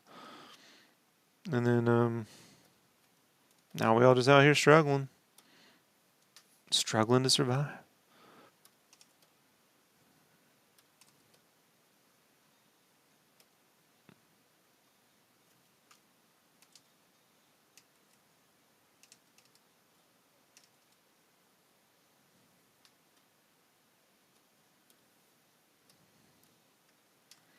But I got friends who go, "You can't do shirts without vector." I'm like, "What are you talking about?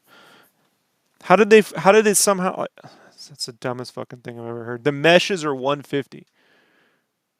Like, you don't need vector. The meshes aren't clean, guys. What about direct to garment? They're still not clean. You can still see the dots. They're comparable, but they're not that clean. And they still can't produce in 20,000 volumes. If you need 20,000 shirts, they can produce in demand in like the hundreds or the thousand. But it's like, it's just, look, man, it's these fucking magazines don't help either, like Imagine Effects. I remember back in 20, for years, people were telling me, you should submit yourself to Imagine Effects. If they make you Artist of the Month, you'll be able to get work that way. And so I was like, fucking whatever. I don't believe that to be true, but what's it hurt? So I went to their website, submitted my stuff. In August of 2012, they made me Artist of the Month. And they said, would you like to do some tutorials? I'm like, yeah, that's right. Because I'll absolutely.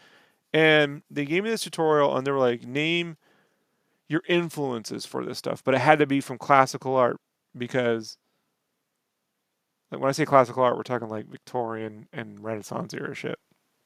Because, rights to, and I'm like, to reproduce images. And I'm like, I wasn't influenced by that. I was influenced by like, it was like draw some Samish chibi. I'm like, I was influenced by like, fucking at the time was it a Trigger or something, like Gurren Lagann. And they were like, it wasn't Trigger, it was Gurren Lagann. There was no Trigger. But anyway, and they were like, you can't do that. So I had to like, I'm like, well, so it's a big goof.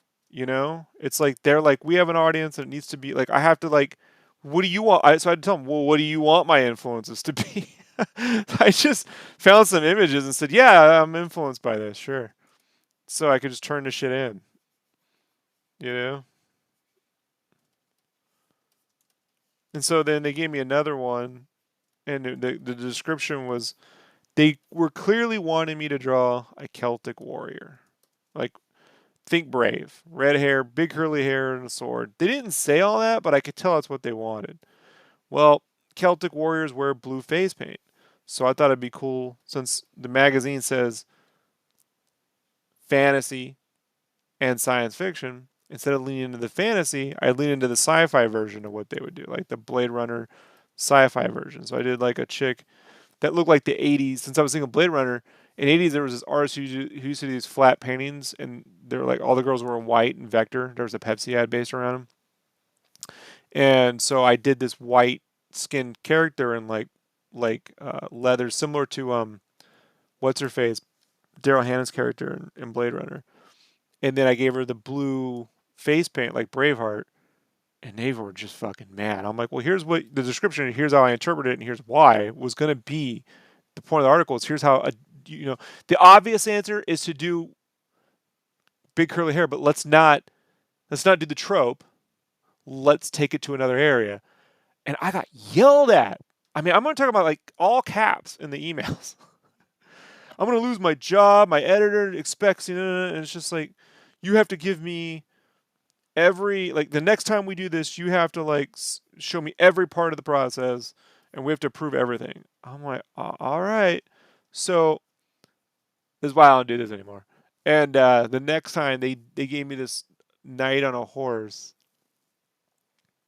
and they said, everything on the horse. They gave me every color: gold armor, silver trim, blue this, blue that.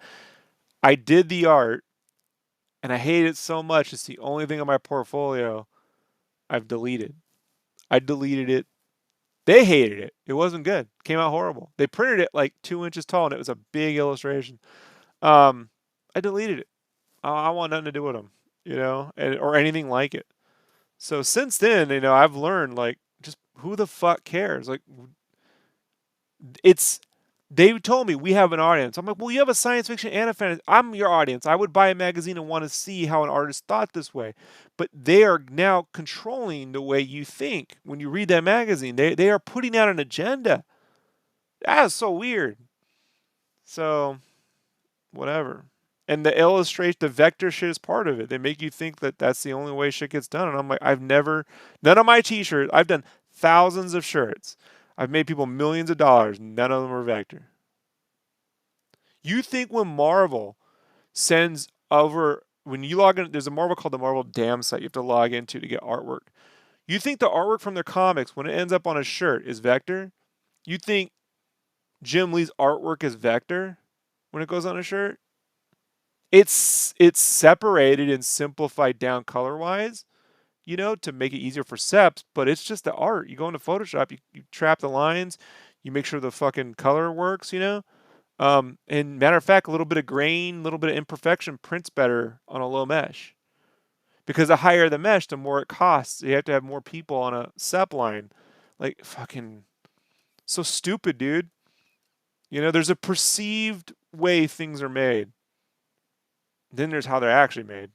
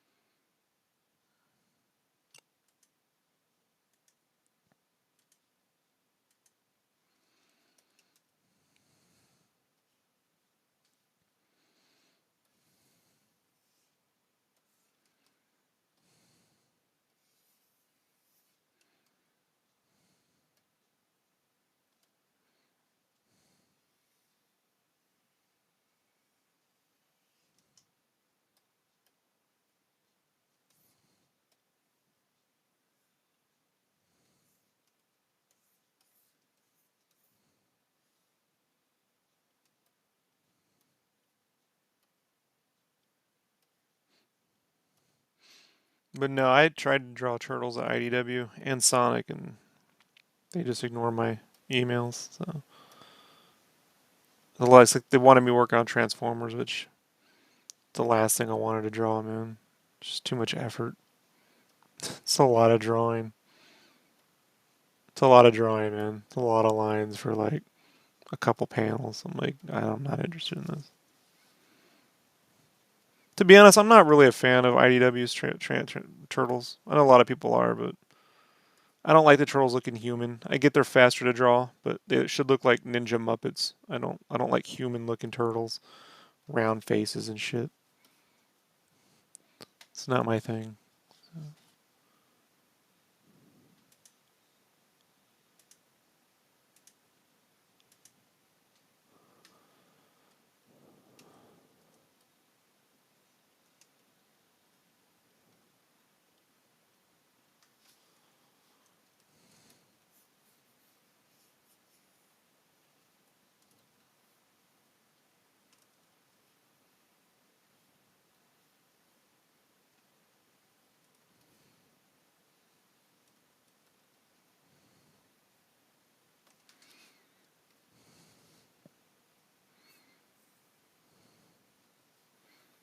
It's like I bought the last Ronin, and like the art's fine, but like I wish Kevin Eastman had just drawn it. Like he has that the director's cut where it has like all of his sketches. I'm like, I'd rather it just look like this than I think Kevin Eastman should have drawn his own. If it's the final turtle story, he should be drawing it. If Laird doesn't want to come back, I don't, I don't care for the art, man. You know, it's not my thing.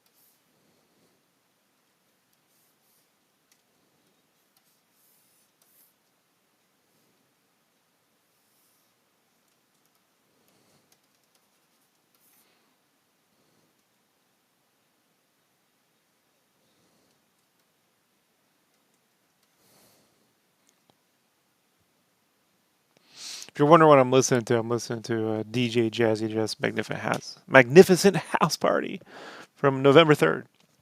Lunch break. The lunch party. I pay for it because I like jazz. And he plays the kind of music I like listening to.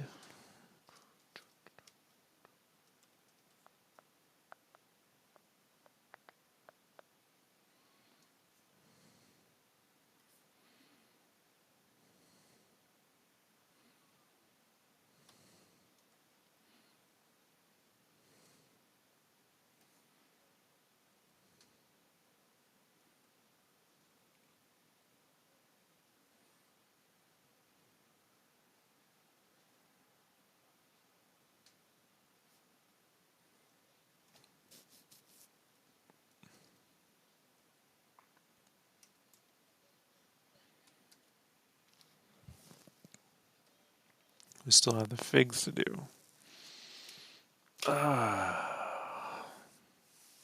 But look at that. We have the background completely separate. See, look at that. We'd like to put the res on a wallpaper. Can you separate it? Yes, I can. I mean, it still has to be all lit and shit, so there's that, but.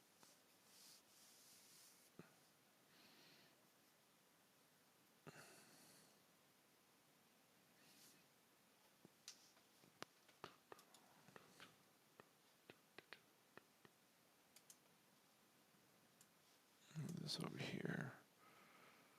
GD tools.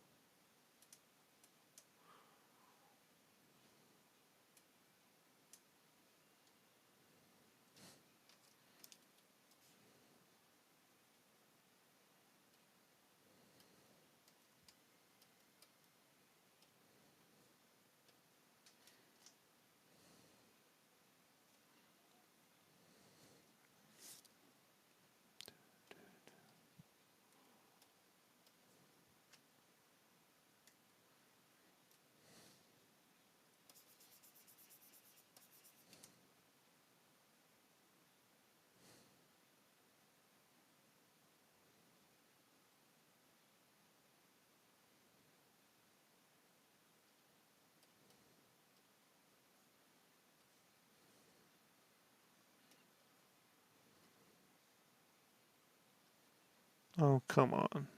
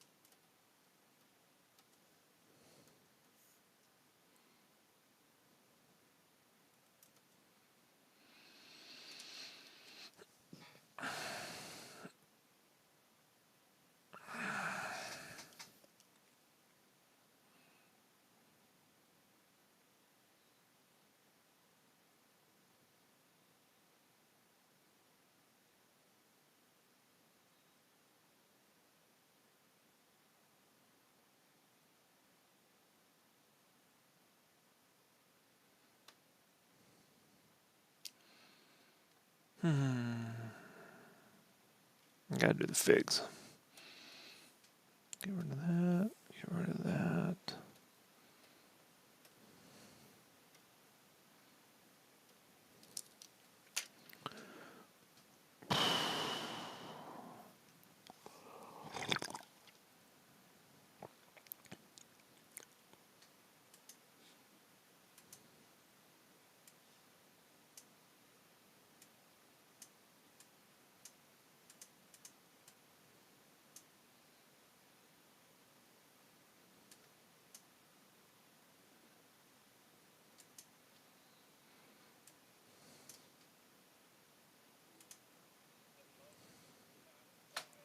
Give me a second.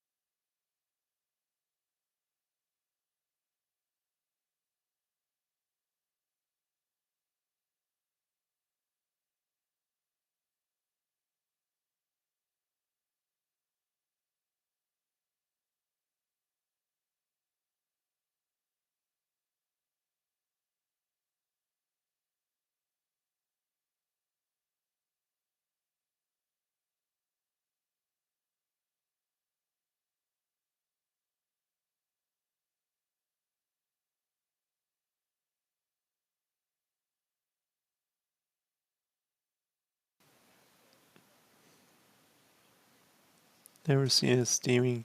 Oh, so this is NVIDIA.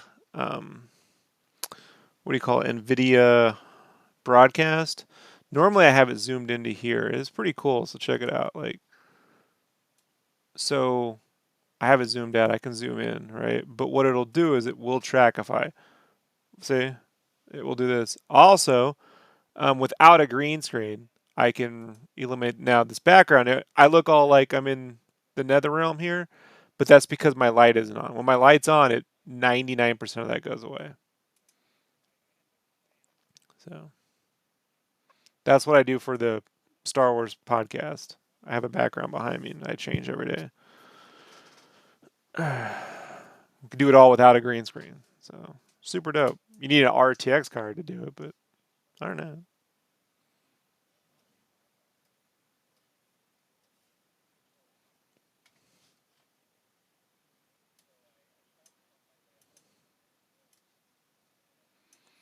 Yeah, it's called makingstarwars.net.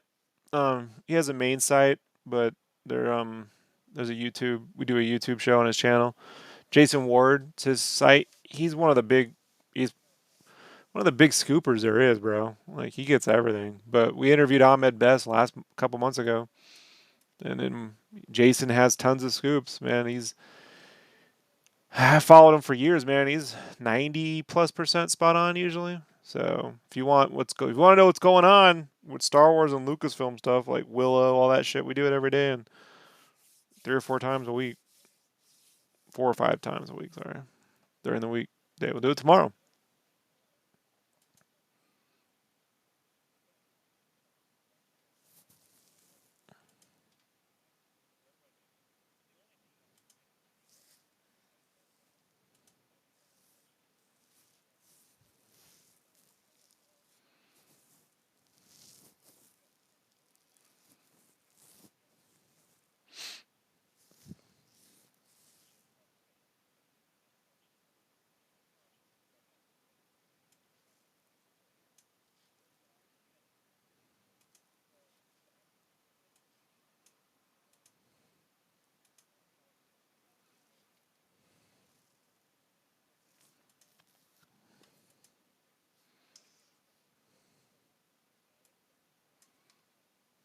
Did you think about the Star Wars? Oh, we did a whole video on it. You want to see me? Fucking, it's great. Look, I gave it a pass when for some dumb reason, I knew it was a hotel when they announced it, but for the last couple, like, I don't know, last year or whatever, they keep pretending it's a cruise. So I was like, well, that's probably why it's so fucking expensive. And then we're watching that trailer, the one they took down, and someone in the comments goes, it's not a cruise, Rob. It's just a hotel pretending to be a cruise. And then I lost my fucking shit. I was like, this is the dumbest fucking thing ever. This is the stupidest fucking thing ever. It's so dumb, dude. Like, whoever came up with this is like when they first invented California Adventure and thought it'd be fun to have a bunch of Southern Californians pretend to go to California. Like that makes sense.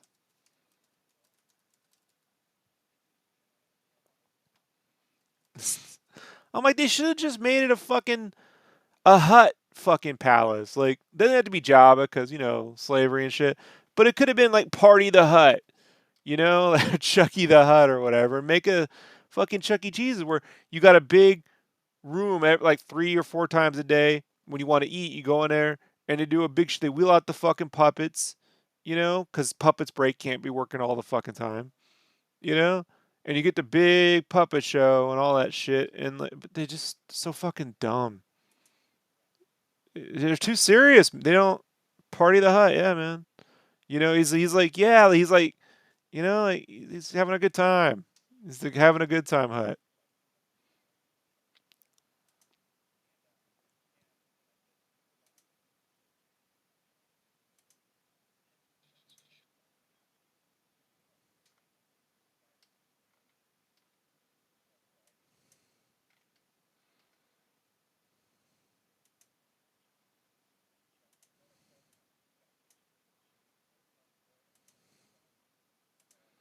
Here, this is the link to that episode if you're ever interested.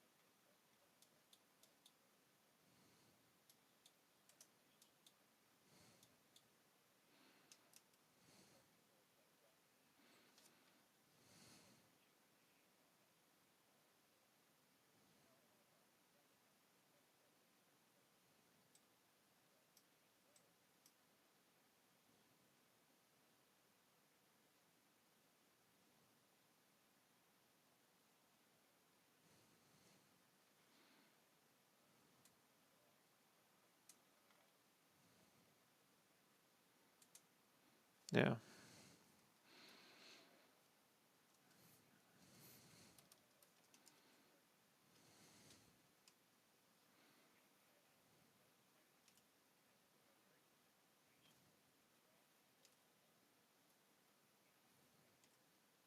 You'll see in that video when I realize someone goes, Rob, you know it's not. And I'm like, wait a minute.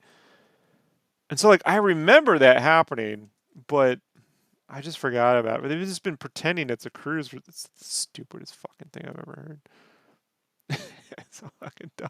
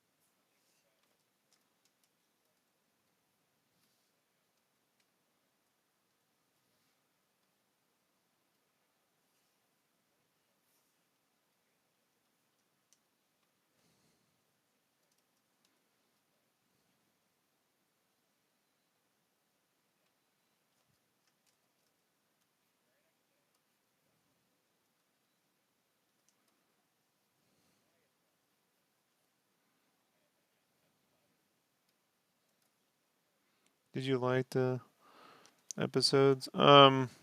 Overall, it's just a misfire. You know, I like parts of it, but at the end of the day, like, and I felt this way since the day it came out. Like, I have my own opinions. I'm not going to sit here and spout to you what the entire internet tries to tell you. At the end of the day, I feel like what defines a trilogy now or a saga. We after Lord of the Rings, it's like three movies ain't enough for people, and if it's gonna be three movies, like you got to have something to say. It can't just be like, hey, you're gonna here's the characters and they do stuff and they beat the bad guys and everyone wins. That's Star Wars. Like that, you have to redefine that. And the films have nothing to say. Episode 8 gets the closest to it, you know, but it's a mixed bag. And 9 is the worst movie of all the Star Wars films released theatrically, live action, because Clone Wars is the worst theatrical film. But they're a giant misfire. And I've worked with Lucasfilm licensing. I was there working on Star Wars shirts the day they announced the JJ thing, and all that stuff, and I was super excited, but um, they had nothing to say, you know, and I'm like, so like last night, Johnny, he came on that podcast the other night when I wasn't there and was bringing up, he had questions, and so which I thought were really interesting, but um, last night he was asking me, what would you do? What would you do? And I'm like, well, the first thing I would do is I would have just let Ryan Johnson make the sequel to whatever film he wrote. Like it may not be perfect, but he wrote that film. Let him write the next one because at least the Last Jedi, if it's the only film you see, has a beginning, middle, and end. You may not like it, but it has a beginning, middle, and end. You know, Force Awakens has a beginning and then it cuts off. And Rise of Skywalker is just a colossal waste of everyone's efforts. So that's what I would do. Um, but if I had to go back, I mean, like, you can't go back. It's like going back. I won't do it anymore. I did it with the prequels. How would I fix it? I don't care. That's the movie you got, flawed as it may be. You got to learn and move on. Really, like, if you had to save those films, you needed to make more than three films, or three films and a bunch of series that extend because they made the fundamental. It's crazy. They made the same mistake Lucas made with the prequels. And the prequels said, let's take the Clone Wars, this big thing we've been talking about, right? The backdrop, the tapestry, this galactic world war, right? World War One scenario. And let's tell that story Not in this movie. You're not going to see in episode 1. You're not even going to see the beginning of it. You're going to see the beginning of it at the end of episode 2, and then it all happens off camera, and then you see the end of it in the third film. Huh? Huh? That makes it's no. You want to see the Clone Wars. First movie sets up the Clone Wars. Second movie is in the middle of it. The third movie it ends, but the bad guys win. What if the Nazis won World War II?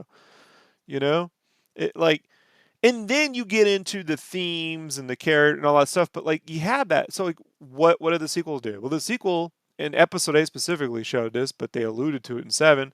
Was Luke had a Jedi Academy, it went bad. His nephew became, little space Hitler, and what happened? We never see it. It happened off camera before the movie, and then it happened in a flashback in the 8th movie. In that movie, just fucking dumb, stupid, you know. And part of it's just they overthink it. I'm telling you, man. A bunch of suits got in there and was like, we don't want to. We just want to make something that gives you the feeling of the thing, but doesn't actually say anything. Like, and say what you want, man. Like, Marvel Studios has gone into the point where they say things now. Sometimes it pisses them off. Like, well, their films say things. They're not terribly deep, but their genre doesn't have to be deep. Matter of fact, I found the less right over the head you hit people with shit, the more they're inclined to listen. So you live in a world now when those movies came out, they'd already made Avengers and Age of Ultron, and like, you're gonna have to change the game. If you're gonna be the best, you need to start evolving. So Rogue One does it for me. Like that does it. But that's it. So love Mando. And I like bits. I like bits of the other films. There's some fun stuff, but so what? You know.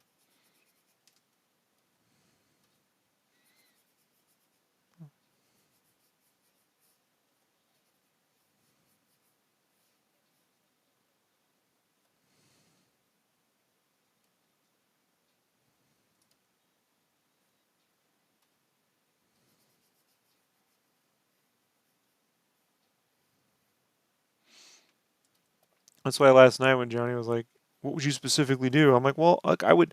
I can't sit here and fanfic a whole film, man. That's not how it gets done. I just know that if I had to go into episode 9 based off what was done in episode 8, the only visual that you got to resolve the Luke Jedi Academy thing." And you're like, "Well, it happened today." I'm like, You saw Luke's version of it. You saw Ben Solo's version of it, like Rashomon. What is the truth? Is there truth? What are the themes of this saga? Where do we live in? Do we really what we see and experience actually exist, or do we see and experience our interpretation or our biases? You know? And like, there's a deeper meaning and a deeper conversation to be had there. And then you need to wrap that around big sequences, roller coaster ride moments, the asteroid field, the speeder bikes, the pod race, the Boba Fett, the Obi-Wan versus Jango Fett thing in Attack of the Clones. You need to wrap it around a couple big set pieces. The roller coaster event. That's a Star Wars. And then, everything in between's the character shit. And that's where I would start. You start on a whiteboard and you put those things out and you get yourself the best illustrators you can get, and you really actually build real concept art, not the shit they're building now. The shit they're building now is production art. It's a bunch of flat art, flat silhouettes with photo bashing. I'm talking about like what Doug Chain and them did on the prequels, where they legitimately painted key moments from that first film. Like, really illustrate and paint super fucking moments from these movies, key moments that inspire the imagination, that you can get 100 ideas from them, the way Macquarie did originally on the original um, film, where he did the 12 illustrations or whatever, the 20, to pitch the movie, and build around that. Like, that's where I would start. But like, and then you gotta hope the fucking studio doesn't get right in your fucking face and tell you no every 3 seconds. Because You know, they're like, we gotta sell toys. I'm like, you need to sell spaceships, man. You know, well, we don't even do the spaceship toys because they're too expensive. I'm like, well, that's why you're losing. Because when I was a kid, everyone wanted the fucking ships, man. The ships are the best part. And you can't get any of the fucking ships. Mando has the Razor Crest. You can't buy the Razor Crest except when I did on Hasbro Pulse, and that's a $350 purchase. That's ridiculous. Your best characters are the fucking ships. X-wing fighters and Millennium Falcons and Y-wings and fucking pod racers and the Sith interceptors and TIE fucking interceptors and it just feels like a bunch of people who don't actually fucking give a shit are working on it because oh, I cared, it was cool. It's like, all right, well then keep making it. Like, whatever. They make a good one, I'll be like, that was dope. They make a bad one, I'll be like, well, hopefully they fix it. I'm not in that place anymore. When the prequels came out and I was let down, like the biggest letdown for me, other than the Clone Wars, was I wanted to see that relationship between Obi-Wan and Anakin, and like even his brother Owen. And then when they introduced Padme, I thought there should have been that Luke Han Leia triangle. Should have been Luke's mom and fucking Obi Wan and uh, maybe Bail Organa's like the rival love interest or something. Like nothing, none of that shit. I was like, all right, guess I don't care. you know, but I love the art. The designs were great. There's a lot of great designs in the prequels, but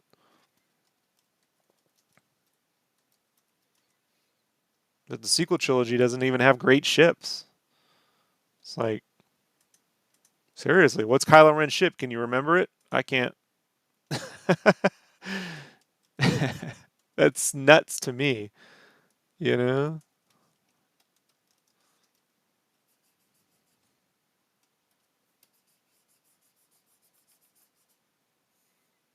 I can't remember his ship.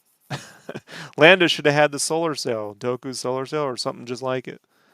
Like, if they're gonna bring Lando back, give him that fucking the space yacht. I can't remember any of the ships other than the Millennium Falcon. Like, okay.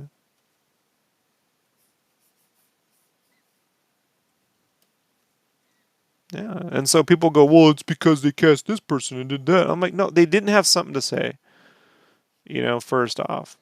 And they rushed everything. They got it in production, they got a movie out, and they were hoping they could wing it the way Lucas winged the first film. But he also spent like 4 years writing that first script.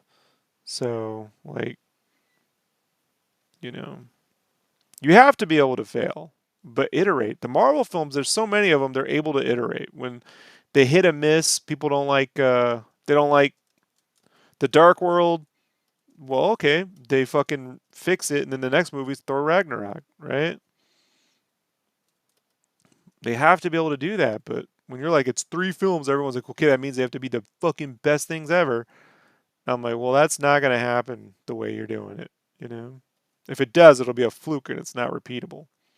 Like Rogue One's great, but Rogue One, tons of reshoots, rewriting. Tony Gilroy is the guy who finished that film off. So it's like that's a fluke. That's not a repeatable process. You need a repeatable process to an extent. And then maybe you'll hit genius and sometimes it won't be as great. You'll hit middle ground more often than not with the repeatable process. That's why people go, the Marvel films are kind of middle. I'm like, but that's because it's repeatable. And then every now and then you'll get a great moment. You can't you can't, you know, be like every time we go to bat we have to fucking make an Oscar. That's what the Batman films have been trying to do. And that's why you're never gonna get fucking Clayface and all the cool fucking characters in a movie. Watch the one after them to be Clayface. But you can't get these cool, fantastic characters when they're trying to make a super grounded Oscar-winning film all the time. Like I was watching Shang-Chi the other day, you know, and because I didn't go to the theaters, so I finally sat down and watched it with the wife. And when they're on that building having that fight outside the side of the building, I'm like, this should be like Marvel was in charge of Batman. This is what it would look like: him fighting fucking badass ninjas and henchmen on the sides of buildings and shit, and it'd be fun. And it'd be great stunts. But yeah, it wouldn't look like Matt Reeves' shit. But it sure as shit wouldn't take fucking 6 years to make one fucking film. You know, Like I think that's worse. Like they want us they want us to want their content, which means they're going to have to make content, you know?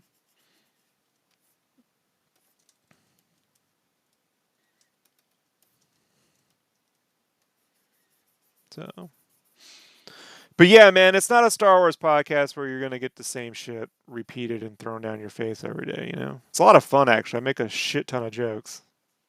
So, sometimes too many, but oh well.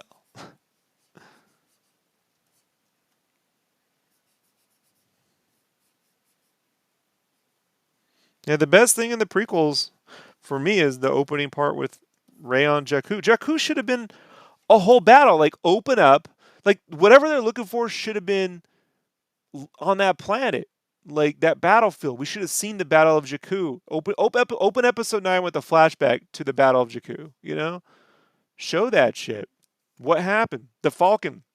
How did it end up there? Did it crash in there? Did they like? They don't do anything with that. Like that's classic JJ. Set some shit up and never do nothing with it. Fuck, it's so frustrating. You know, the last big fight between the Empire, the remnants of the Empire, and the new the new rebellion or the new order or whatever, the new fucking. That's why when they called it the First Order, I figured, well, this must have to do with like Darth Plagueis or something. Like, why would it be? It would be called a New Order. We would be called a New Order if it was like, you know, the next Empire. But the First Order implies it's the original fucking thing. You know.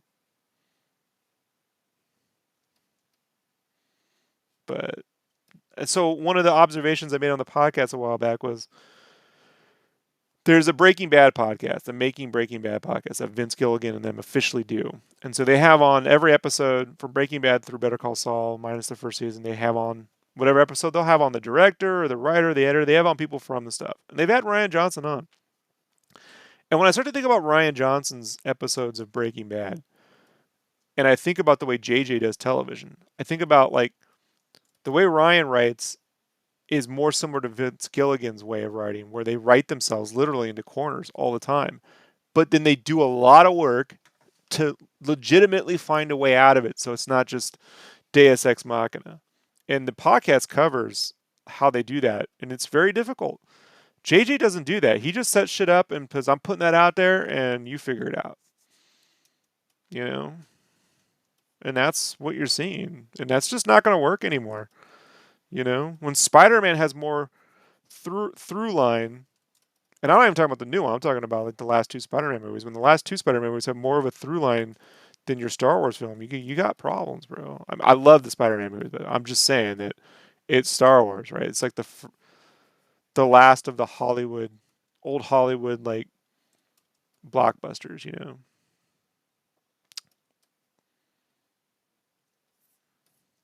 Yeah, because they never, you know. So, but it is what it is, bro. You know, the best Star Wars movies yet to come, and the worst Star Wars movies yet to come. I assure you. Both are true. You know, I've been doing this long enough to know, you know. My hope is they just learn. They put their best foot forward, but I don't know, you know.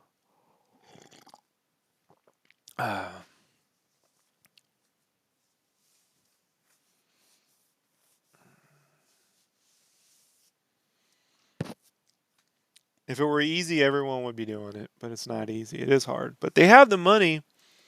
They have the money, you know.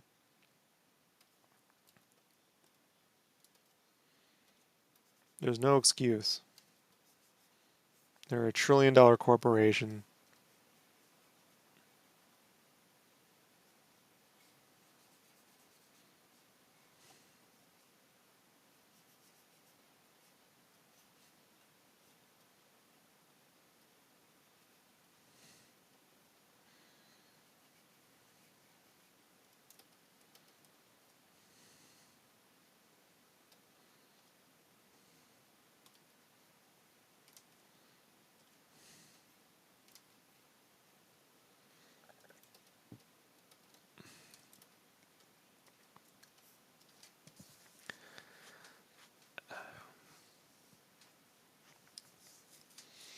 Yeah, if her parents were Jedi escaping from the Jedi Academy, and Jakku, or they were on Jakku in the last battle, and she was lost there, and they were killed or something. Like there would be something there, you know. They really should have been Luke's fucking. Maybe they had a kid, or Luke started Academy, and he was like, I didn't know we weren't allowed to have kids, so you have kids, and that Kylo ends up teaming up with all the fucking little evil Force brads. It's a million things they could do, but they made what they made, man. I don't have, they have to live with it.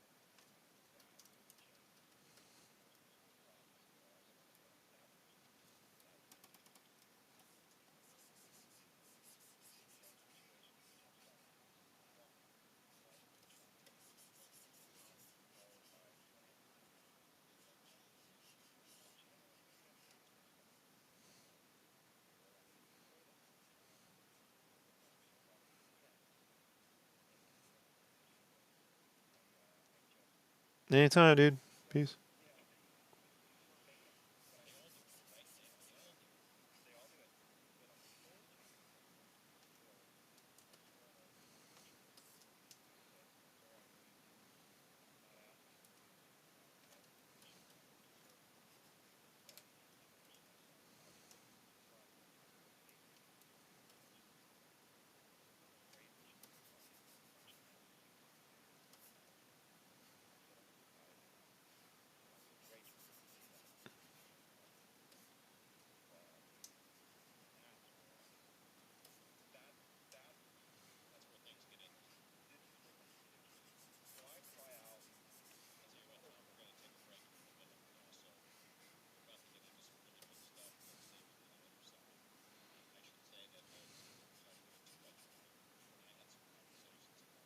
No, I don't. Nope. I just do tips, man. Whenever you got a chance. I don't feel right asking people for monthly. I just stream what I can stream when I stream. If I ever do a Patreon, it would have to be for something that's consistent. But other than that, I accept tips when you got them. Otherwise, thanks for hanging out. Like and share the videos, please, or definitely like and subscribe because YouTube doesn't engage if you don't like the videos. Fucking dumb.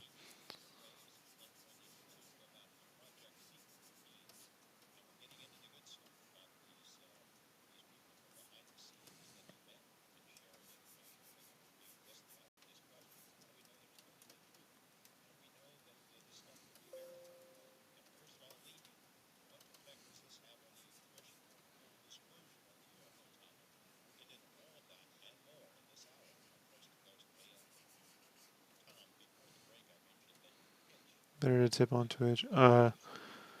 Kofi's the best because I get the money. It goes right into my PayPal.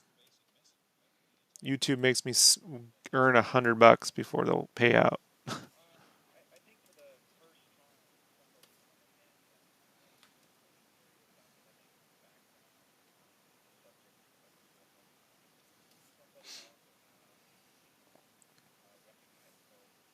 Links are at the top.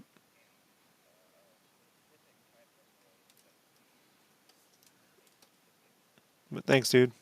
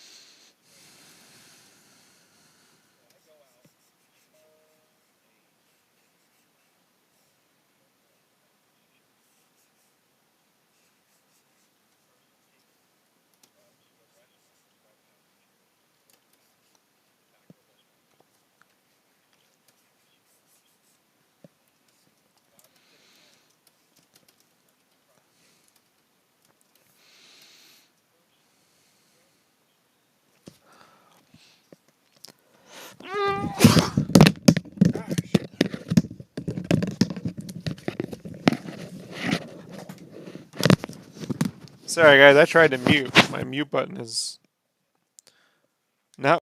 Yeah, it's 50-50 right now on this headset. That was funny. I tried.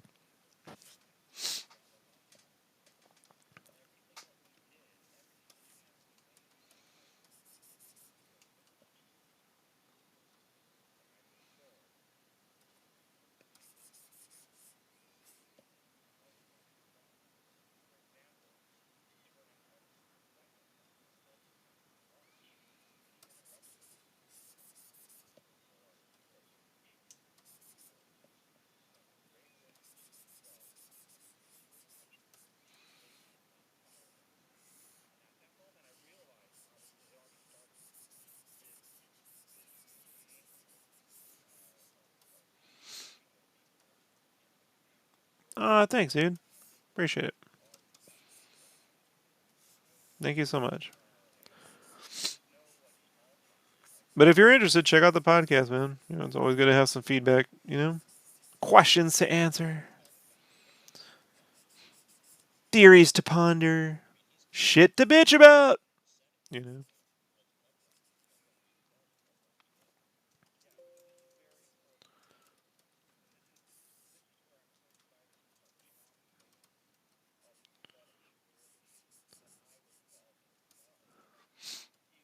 Awesome. We will be doing that. Sweet. Appreciate it, man. Thank you so much.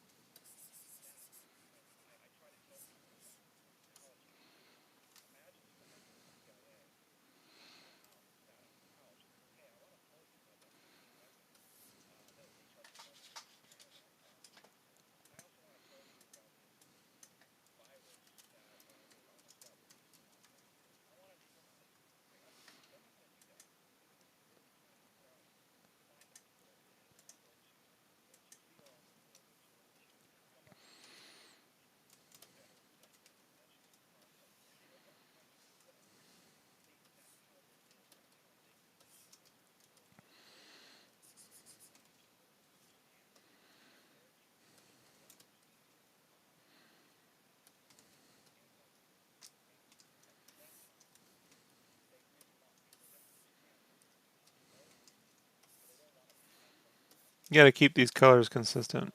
So I want that double fine gold in there. So that means I need to change the other colors to match.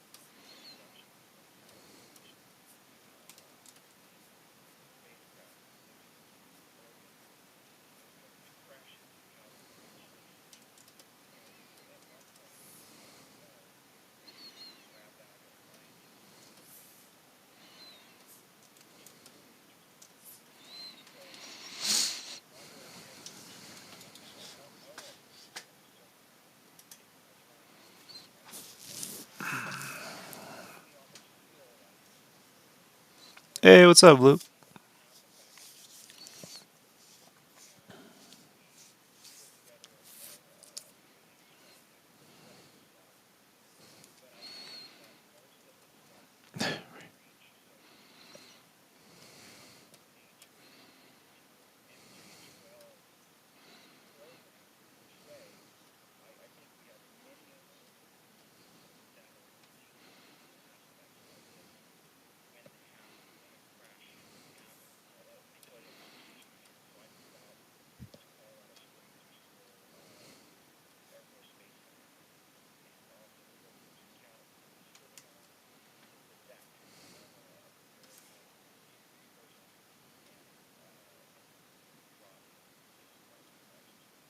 Hey, what's up, Ashley?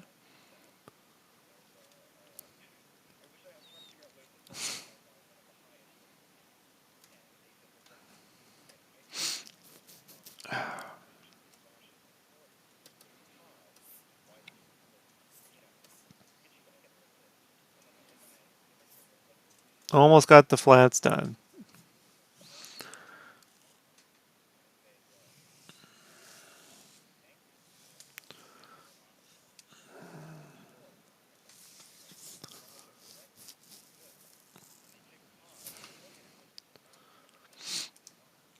Oh, thank you.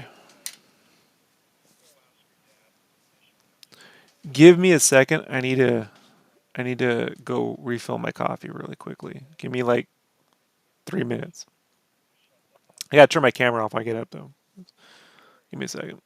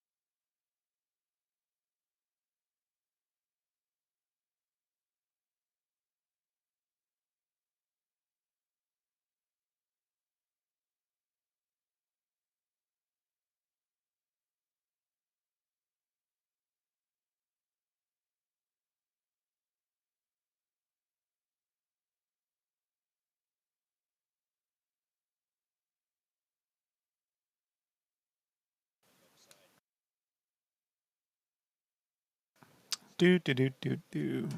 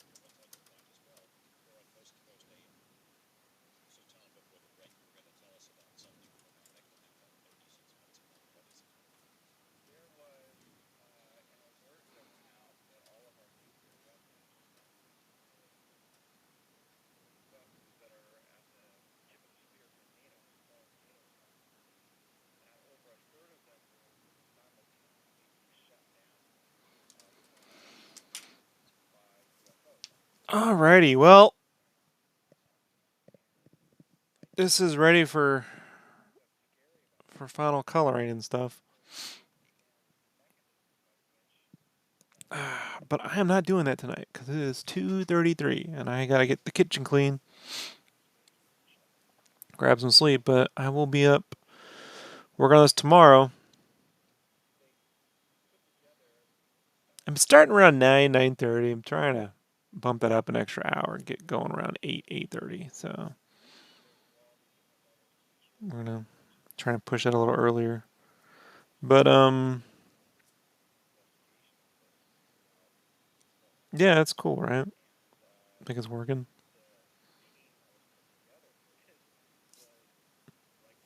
Right, Ashley.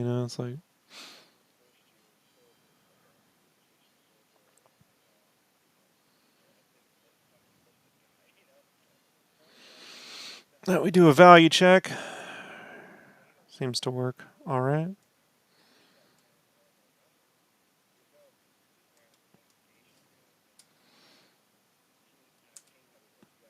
Well, I'm trying to make sure I get.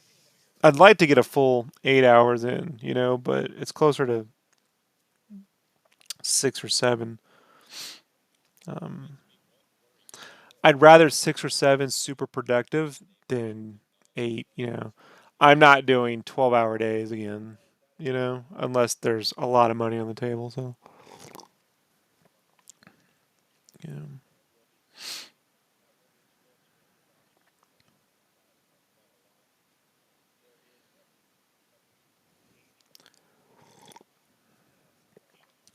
but 7 hours, 6 days a week. That's a 40-hour week. That's enough for me. So when it's on my time, we work responsibly. So, but we hit our goal. So when you hit your goal, you take time off. We got all the flats here. Files set up pretty good. Everything's separated. Um, right.